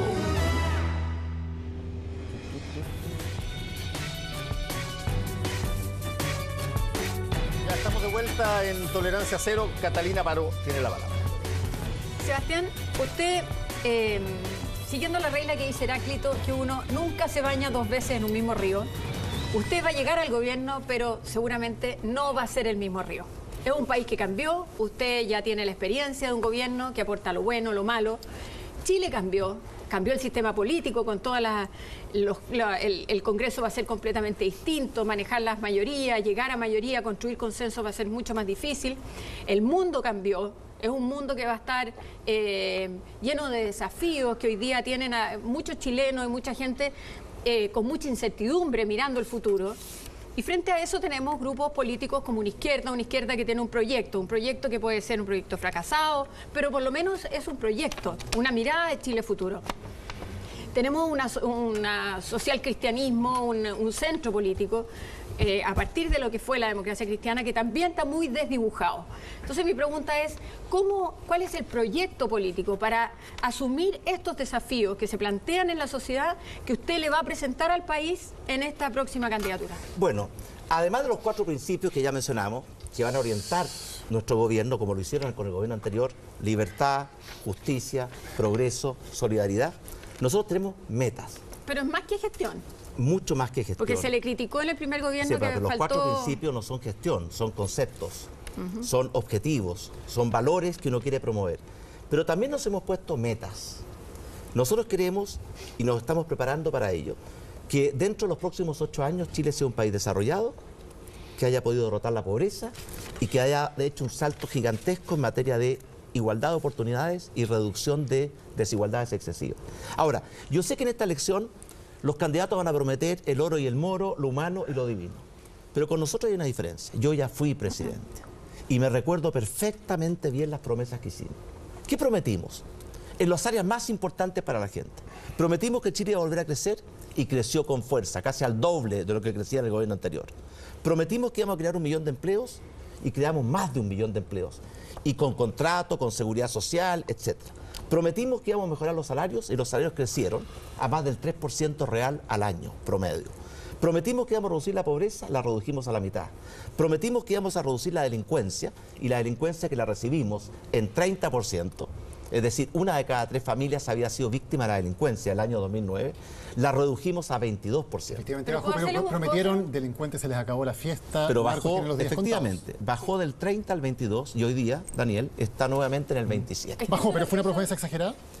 Obviamente que nunca vamos a poder derrotar la delincuencia, pero un gobierno la puede hacer retroceder si hace buenas políticas, como lo hicimos nosotros, o avanzar, como es el actual gobierno que ha tenido una debilidad y una ambigüedad en esta materia tremenda. Es que ahí también hay un punto, por eso le preguntaba cuál era el proyecto y si no es solo gestión. Porque lo que a uno le llama la atención, que después de haber, por ejemplo en materia de salud, de haber terminado con las listas de espera auge, pasan 2 años y tenemos 25.000 personas que dicen que fallecieron esperando una consulta en el sistema público. Entonces, ¿es solo gestión o hay aquí que meterle, hincar el diente, reformar más profundo? Este proyecto que viene implica mirar más profundamente lo que pasa en esas instituciones. Mire, lo mismo en delincuencia. En delincuencia se avanza, después de 2 años vuelta atrás. Entonces, ¿no quiere decir que hay que mirar con más profundidad los cambios? Bueno, en primer lugar, uno cuando aspira a la presidencia de la República tiene que tener una visión de país, un proyecto de futuro. ¿Qué país queremos construir para nuestros hijos y nietos? Yo le he dicho cuáles son los 4 principios que nosotros quisiéramos que se hagan carne en nuestro país. Pero además no basta con tener buenas intenciones, se requiere buena gestión. Insisto, yo no pongo en duda la buena intención de la presidenta Bachelet, pero ¿cómo va a ser bueno un gobierno que tiene al país paralizado, que tiene al país sin crear empleos, que tiene la delincuencia desbordada, por dar solamente 3 ejemplos? Y por tanto se requiere una visión y se requiere la capacidad de que esa visión se transforme en realidad. ¿Cuál es la diferencia esencial entre la izquierda y nosotros? La izquierda promete el oro y el moro, como lo prometió esta presidenta. Esta presidenta dijo cuando llegó al gobierno que el país iba a estar creciendo al 5% el último año de su gobierno, que iba a crear 600.000 empleos. No cumplió ninguna de las dos. El país no crece y la creación de empleos es menos de la mitad de lo que dijo. Y por tanto, los chilenos yo creo que tienen que no quedarse solamente con las promesas, porque las promesas, ¿cierto?, son como el papel, resisten cualquier cosa. Tiene que evaluar quién es capaz de poner a Chile de pie y en marcha nuevamente. ¿Para qué?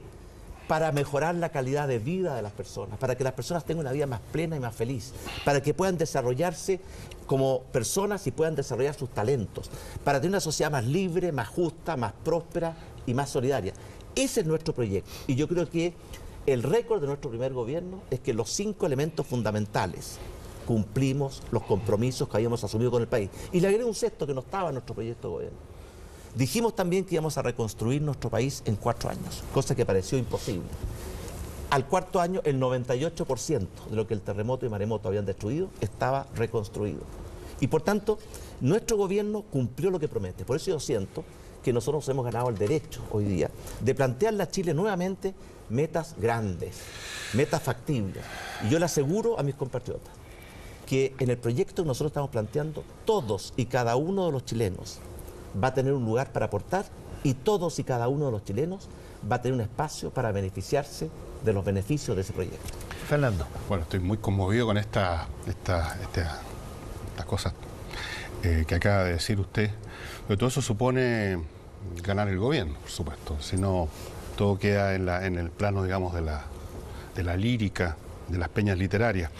Y uno ve, como lo he visto toda la vida, pues yo lo he visto toda mi vida, creo que soy más viejo que usted, un poquito más viejo que usted, que las izquierdas, con todos sus defectos y su retórica y sus promesas y sus cánticos y sus puños en alto, saben hacer una cosa muy bien, que es ganar elecciones. Y las pierden de vez en cuando, pero casi por accidente. Y uno puede adivinar, no es muy difícil, que la izquierda se va a rearticular, que van a superar sus diferencias, que van a haber ya sea asesinatos políticos o abdicación, y van a finalmente agruparse alrededor de, probablemente casi con seguridad, con Alejandro Guillé. Y ahí tienen Yo supongo que el asesinato político fue una metáfora, ¿verdad? El asesinato político de Ricardo Lagos, que fue realmente una cosa pero casi shakespeariana, como la llevaron a cabo. Pero vamos a suponer que usted llega al gobierno. ¿Qué va a pasar con la Araucanía? El anterior invitado que tuvimos acá, el recordado Sandón, dijo que si en tal plazo no se cumplían, no se firmaban ciertas cosas, no se sentaban a la mesa, iban a correr las balas. Literalmente lo dijo así. Y este es uno de los problemas más graves que tiene Chile. Estamos hablando de un grupo, la CAM, que quiere decir una autonomía, que es una forma de decir que quieren un Estado dentro del Estado. O quizás no, pero en todo caso una autonomía. ¿Cómo ve usted esto, a diferencia de Osandón, si es que hay una diferencia? ¿Cómo ve usted que se resuelve esta cosa que es absolutamente fundamental? Yo diría que el primer problema de Chile es este. No es una cosa...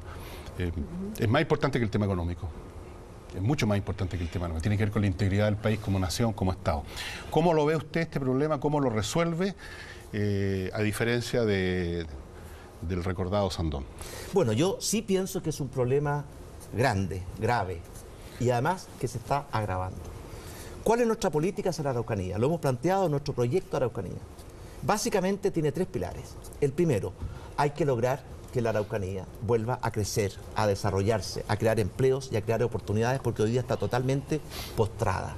Y para eso se requiere una política de desarrollo económico y social especial para la Araucanía. Y también para parte de la región del Biobío, porque son las dos regiones con mayor pobreza, carencias y retraso en nuestro país. Eso nosotros lo hicimos en nuestro primer gobierno. Solamente para recordar cifras. Durante nuestro primer gobierno la Araucanía creció en promedio, como nunca antes había crecido en su historia, sobre el 5%. E hicimos una enorme inversión en infraestructura, hospitales, consultorios, escuelas. Segundo pilar, tenemos que hacernos cargo del tema, ¿cierto?, cultural, del problema cultural que hay en la Araucanía. En la Araucanía se concentra una parte importante del pueblo mapuche. Y yo creo que esa cultura, idioma, lenguaje, cosmovisión, tradiciones, es parte de Chile. Y tenemos que reconocerla, promoverla y apoyarla.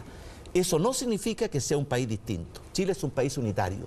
Tanto los mapuches como todos los que estamos aquí somos chilenos. Entonces, ¿qué hace con la CAM, señor? La CAM, ¿cierto? La CAM se ha autoadjudicado una serie de atentados terroristas. Y por tanto, para mí la CAM, por su propia definición, y lo escuchamos directamente en la entrevista de un canal de televisión, están buscando crear a través del terrorismo un régimen de terror para expulsar a todos los que ellos no quieren que estén en la Araucanía. Y por tanto el tercer pilar es que reconocer en la Araucanía hay terrorismo desde hace mucho tiempo, muy grave, y le está angustiando la vida. No solamente a las víctimas directas, sino que a toda la región, porque tiene la región postrada por la pérdida de dinamismo, por la falta de inversión. Y por tanto nosotros sí vamos a combatir el terrorismo con toda la fuerza de la voluntad y todo el rigor de la ley. Le quiero decir una cosa, Fernando. Las democracias modernas, todas tienen ley antiterrorista. Las democracias verdaderas no solamente tienen el derecho, tienen la obligación de defenderse del terrorismo, porque el terrorismo es un enemigo implacable. ¿Y usted cree que hay que endurecer esta? Hay dos posturas respecto a la ley antiterrorista. Algunos creen que hay que endurecerla. Si esa me gustaría saber en qué sentido cree usted que hay que endurecerla. Y otros que sostienen todo lo contrario, o algo también puede ser complementario, no necesariamente contradictorio, que hay que subirla para que cumpla, subir sus estándares para que cumpla con estándares internacionales en materia de derechos humanos que han sido puntualizados desde la ONU, desde diversos organismos internacionales, que esta ley que tenemos hoy día no cumpliría. Quiero saber, ¿qué piensa usted cuando piensa en modificar la ley antiterrorista? ¿En qué sentido? Efectivamente queremos modificar la ley antiterrorista. Pero antes que eso, le quiero aclarar, Mónica, que nosotros modificamos la ley antiterrorista en el año 2012. Y gracias a esa modificación, la Comisión Interamericana de Derechos Humanos declaró que nuestra ley satisfacía todos los estándares democráticos y de derechos humanos. ¿Sigue poniendo algunos énfasis? No.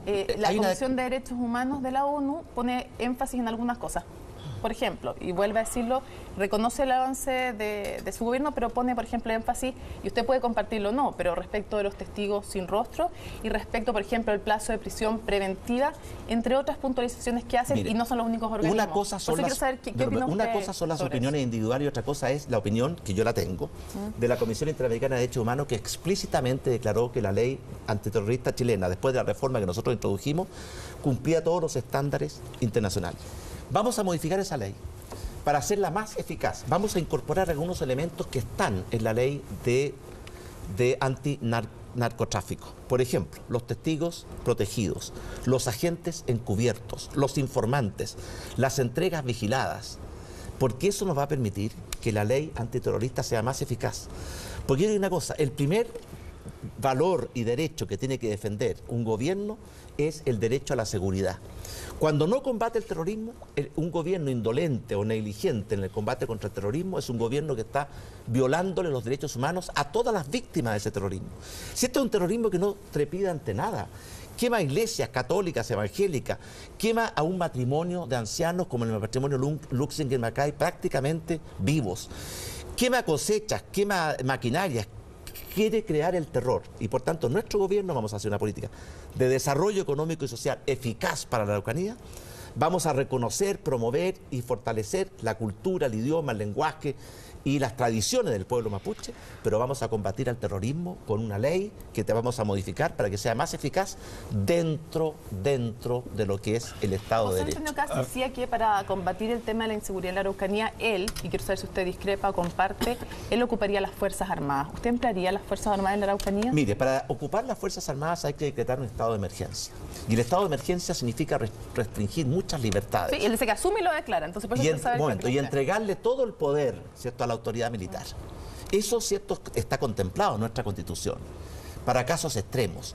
Yo creo que lo que hay que hacer aquí es, y aprovechamos a hablar de Carabineros, lo que está fallando en la Araucanía esencialmente es, primero, la inteligencia. Es increíble que Carabineros y la Policía de Investigaciones no sea capaz de tener más inteligencia respecto a los terroristas. Es inaceptable que un canal de televisión llegue hasta donde está la CAM y la CAM orgullosamente muestra sus armas y declara su intención terrorista y sin embargo la policía no es capaz de llegar a ese mismo lugar. La inteligencia tiene que ser perfeccionada inmensamente porque está fallando fuertemente. Segundo, hay un grave problema con la relación que existe entre los fiscales y los jueces. Porque muchas veces los fiscales y los jueces, como están en la zona, se sienten amenazados y por tanto una norma que se aplicó en España es que los casos de terrorismo grave no se juzguen en la misma región donde se cometieron, sino que en otra región para darle más autonomía, más independencia y más seguridad a los fiscales y a los jueces.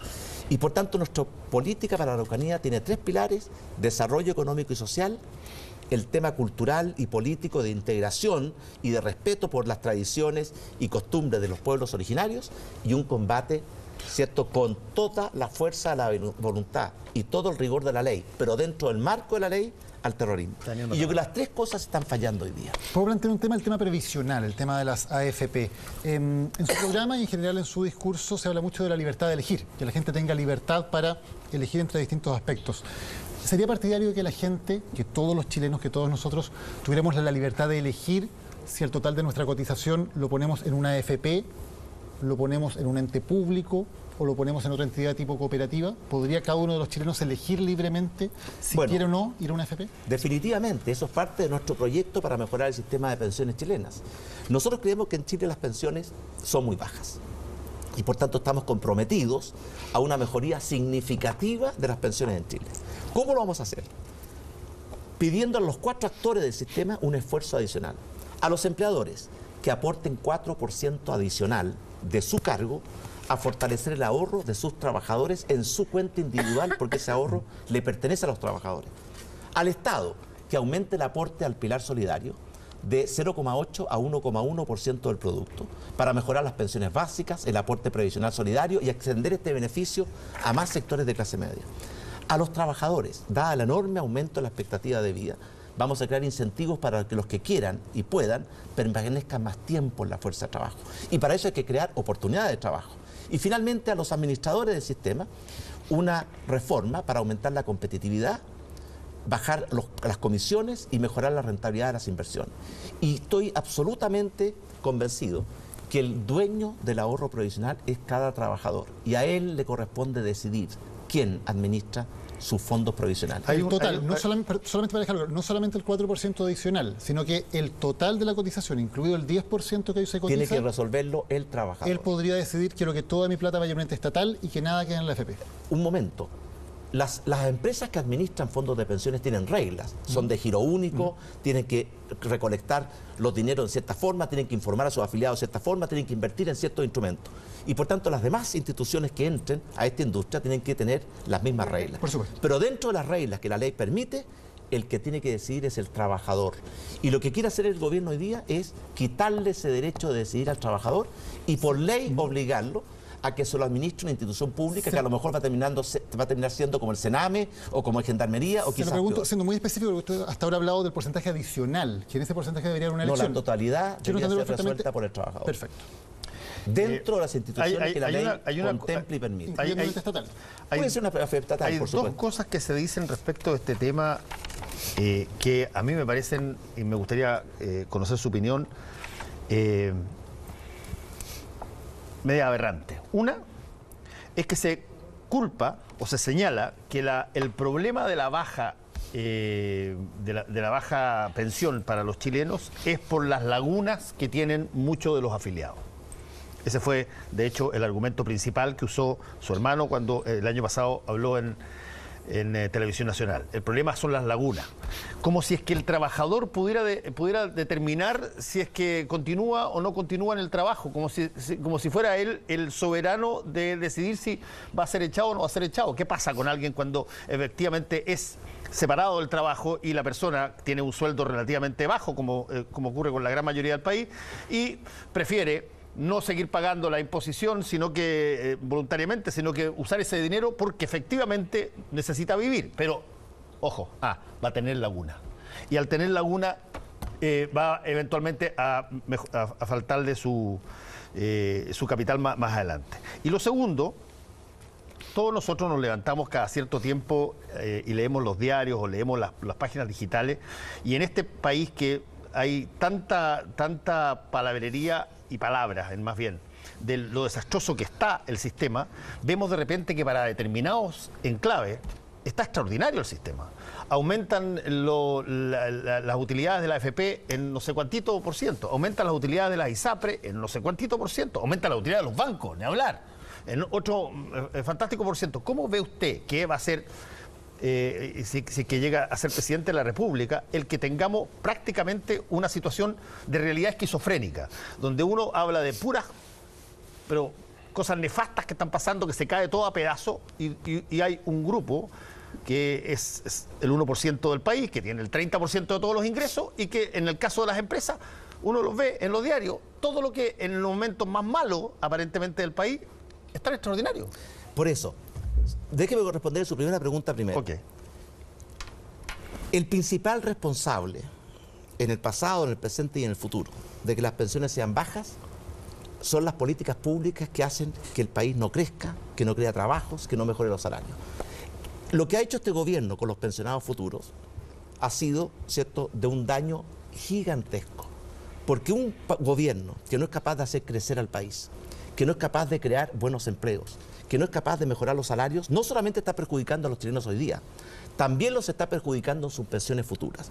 Y por eso, además de los 4 pilares que yo le mencioné, los 4 aportes, hay un quinto aporte fundamental para los pensionados de hoy día y de mañana: que el país vuelva a crecer, a mejorar los salarios, a crear oportunidades, a crear empleos, porque eso, al mejorar los salarios y aumentar la cantidad de empleo, mejora la cotización de los trabajadores. Pero al aumentar el crecimiento, también aumentan los recursos públicos para poder ayudar más y mejor a los sectores más postergados. Por eso le quiero decir a Fernando, mire, yo estoy muy consciente que Chile hoy día tiene muchos y graves problemas, pero tengo plena fe en Chile. ¿La desigualdad es un problema? Por supuesto que sí, pero tengo plena fe en Chile, tengo confianza en los chilenos y tengo esperanza en el futuro de que nuestro país se va a poner de pie y va a volver a crecer. Porque si seguimos en esta mediocridad y estancamiento, no van a mejorar ni las pensiones, ni los salarios, ni el empleo, ni la salud, ni la educación, como ha sido la experiencia de estos últimos 4 años. Y por eso yo le digo a usted, lo que necesitamos nosotros es precisamente un desarrollo que sea inclusivo. Le voy a dar 2 cifras nomás. Durante nuestro gobierno creamos más de 1 millón de empleos. La inmensa mayoría de esos empleos fue para los sectores más vulnerables. Y más del 60% fue para mujeres, lo cual significó un tremendo aporte a reducir la pobreza, que se redujo a la mitad, y un tremendo aporte a reducir la desigualdad en Chile, de la cual se habla tanto, pero nadie se preocupa de ver qué gobierno la hace crecer, como está creciendo hoy día, y qué gobierno la hizo disminuir, como fue en nuestro caso. Y por eso yo creo que lo importante es que el desarrollo y el crecimiento no sea solo para unos pocos. Para mí la desigualdad excesiva es un problema y lo planteé siendo presidente. Me acuerdo perfectamente bien que generó mucha discusión en muchos sectores del país. Por eso mi concepto de justicia es derrotar la pobreza, igualdad de oportunidades y reducir la desigualdad excesiva. Tenemos que irnos, no nos queda más tiempo. Vamos a tener probablemente muchas otras oportunidades. ¿Le puedo hacer una pregunta chiquitita? Sí. Preguntarle Cortita, si usted sería, cortita, si usted sería partidario de la propuesta que ha surgido en este último tiempo de que el seguro cesantía cubra el pago de las cotizaciones. Definitivamente sí. De hecho, el seguro de cesantía, dado que Chile logró crear empleos, generó muchos recursos que permiten financiar las cotizaciones de los trabajadores mientras están cesantes para que no tengan lagunas previsionales. Esto fue incorporado en la cuenta pública. Y además, nosotros propusimos que una parte de esa acumulación de recursos se destinara a financiar la sala cuna universal.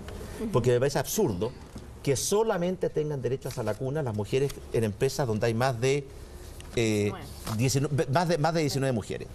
Eso tiene que ser un derecho universal, porque eso va a permitir mayor incorporación de la mujer a la fuerza de trabajo. Y el último tema, si me permite una cosa, yo creo que se requiere una reforma muy poderosa en nuestras policías, no solamente la administrativa para controlar mejor los recursos y tener más transparencia, sino que una reforma operativa para que Carabineros sea más eficaz en la prevención y en el control del delito. Y de ese punto de vista yo tengo una tremenda admiración, porque los veo con mis propios ojos, por los 60.000 carabineros que todos los días, con abnegación y con esfuerzo, muchas veces arriesgan sus vidas por proteger las nuestras. Pero eso no significa que no tenga plena conciencia de que hay que hacer una modernización administrativa y operativa a nuestros policías. ¿Le pediría la Y es parte de renuncia nuestro a Bruno proyecto. Villalobos? Mire, yo creo que lo que Si ha la respuesta pasado... es muy larga, no me No, yo creo lo siguiente. Yo creo que lo que ha pasado es extraordinariamente grave, pero yo fui presidente. Y tengo plena conciencia que el general Villalobos es una decisión de exclusiva conciencia de la presidenta. Y yo respeto esa atribución de la presidenta. Sí, que continuara ahí cuando usted eventualmente Se lo llegue. contesto cuando esté en la presidencia. Hay que ganar la primaria también. Y por supuesto. Y va a votar, si es que llegara a ganar Osandón, ¿usted vota por Osandón? Porque Osandón dijo que no. ¿Por usted no? Nosotros hicimos un compromiso de honor. De firmado, apoyarse. de que el que gana la primaria recibe el apoyo de los otros dos y los que pierden la primaria apoyan al que gana. Y los compromisos son para cumplirlo y yo el mío sí lo voy a cumplir. Nos separamos un ratito y ya volvemos.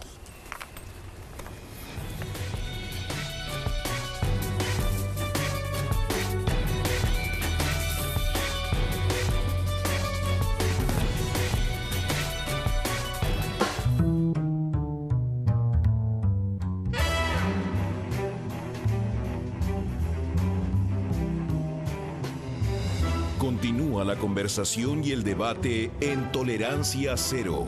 Ya volvemos. Participa en Tolerancia Cero y envía tu columna a toleranciacero@turner.com. Samsung QLED, The Next Innovation in TV, está presentando Tolerancia Cero. La luz Quantum Dot convierte en dorados los cielos al amanecer y pinta el mundo con miles de millones de colores. Hasta en el momento más oscuro, saca a los héroes a la luz y revela los colores verdaderos del amor infinito. QLED, The Next Innovation in TV. Samsung. En el cubo solo entran los mejores. ¿Cuántos centímetros? 21. ¿Cuánto es una medida normal para ti? Es que no ando con una regla en la mano. No hay que tener regla, hay que tener ojo. ¿Pudiste despedirte de tu papá? No. En la caja de fósforo venía coca. Tuve la opción de decir no, pero las voces... ¿Es buena amante Raquel? No sé, yo creo que... El cubo. Secretos entre cuatro paredes. Pronto, nueva temporada. Encuentra el regalo perfecto para tu papá. 2x1 en suéteres y Polar Rainforest con todo medio de pago. Busca su regalo en París y parís.cl. Come on, Razor. It's your girl Hazel doing it for you. Here we go. Shaking it, fellas. Watch how I'm taking it. 212 VIP Fragrances. For him, for her. Carolina Herrera. It's a new dawn, it's a new day, it's a new life. Oh, freedom is mine, and I know how I feel. It's a new dawn, it's a new day, it's a new life for me. Es una nueva World Member y se llama Limited. Santander. En la casa de Paula están todos con influenza. Lleva días sin dormir y ya no sabe qué inventar para que los enanos se tomen el jarabe. Pero está tranquila, porque todos los remedios que necesitaba estaban en oferta. Y pagar menos también alivia. Ya, a acostarse. Ofertas Plan Invierno. Si eres socio del club, Abrilar Jarabe 100 ml, 2.990 pesos. Panadol Advance 500 mg, 990 pesos. Ven con el especialista. Cruz Verde, la farmacia de los precios bajos. Aprovecha. Por compras en marcas adheridas, termómetro digital Ciamed, 11.990 pesos. ¿A qué hora vamos a empezar a comer? Come nomás. Se puede comer, ¿no es cierto? Pues la cagó la mayo. Justo, jefe. Bueno, ¿cómo se llamaba el que hacía esto antes?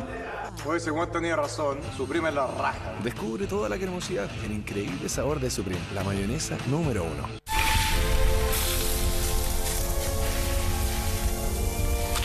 Longaniza, longanicilla y Prietas la preferida. Momentos excepcionales. Encuentra el regalo perfecto para tu papá. LED LG Smart TV 4K Ultra HD a solo 369.990 pesos. Oferta exclusiva pagando con tarjeta Scotiabank Cencosud. Busca su regalo en París y parís.cl. ¡Javi! ¡Tengo 20.000 puntos! Súper, mamá.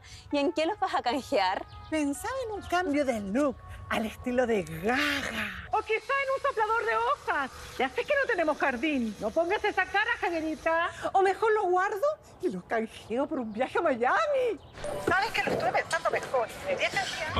Canjea lo que quieras solo con tu RUT en todas nuestras marcas o en puntosencosud.cl.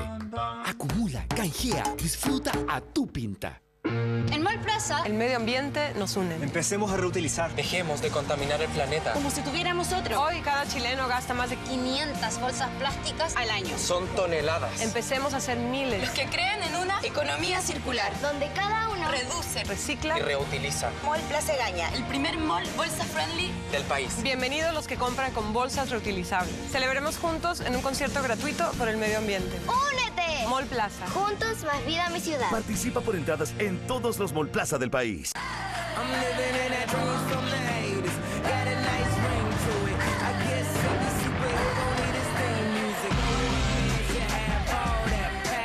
Invictus and its new Eau de Toilette Intense. Fragrances for Men by Paco Rabanne.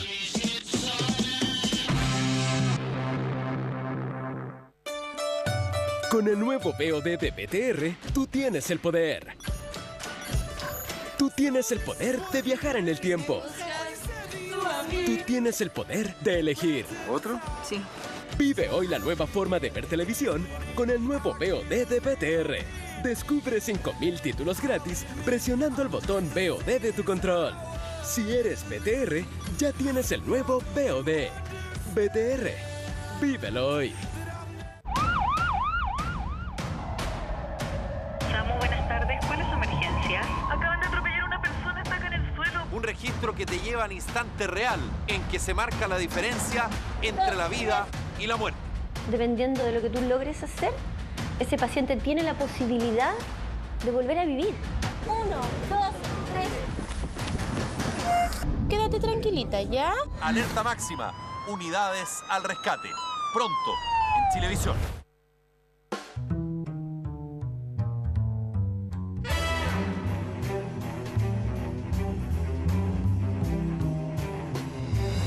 Ahora continúa la conversación y el debate en Tolerancia Cero.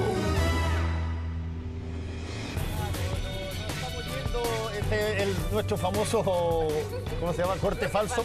No teníamos, o sea, hay gente que dice, oye, pero esta cuestión no puede ser en vivo porque hubo temblor y no dijeron nada de los temblores. Yo no sentí nada de temblor. La Cata dijo que había sentido el temblor. Pero me quedé callada porque ¿cómo arranco?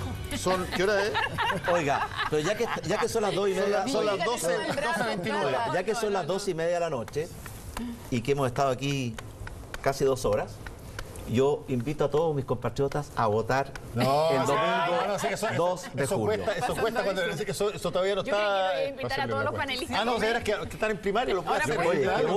Que voten las primarias. Yo creí que nos iba a invitar a comer. Sí, eso es lo que digo yo, que nos iba a invitar a comer. Ya, nos vamos. Muchas gracias a todos por estar con nosotros esta noche. Va a estar de nuevo Sebastián Piñera. Va a estar, sí, va a estar en Aquí está Chile. Mañana. Estamos pasando propaganda también el martes. Mañana Manuel José Sandón. Mañana está Manuel José Sandón. Primero Manuel José. ¿Pero por qué pone esa cara?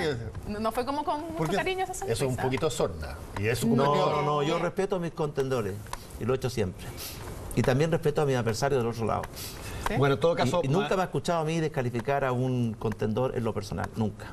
Uno podrá discutir la idea, los resultados, pero no a las personas. Ok, mañana en Aquí está Chile va a estar Manuel José Sandón y el martes va a estar usted de vuelta aquí también en Aquí está Chile, más o menos como a las 10:15 cuando nos suelte Iván Núñez. Muchas gracias por la sintonía. Nos encontramos. Y muy buenas noches, señores y señoras panelistas. Buenas noches.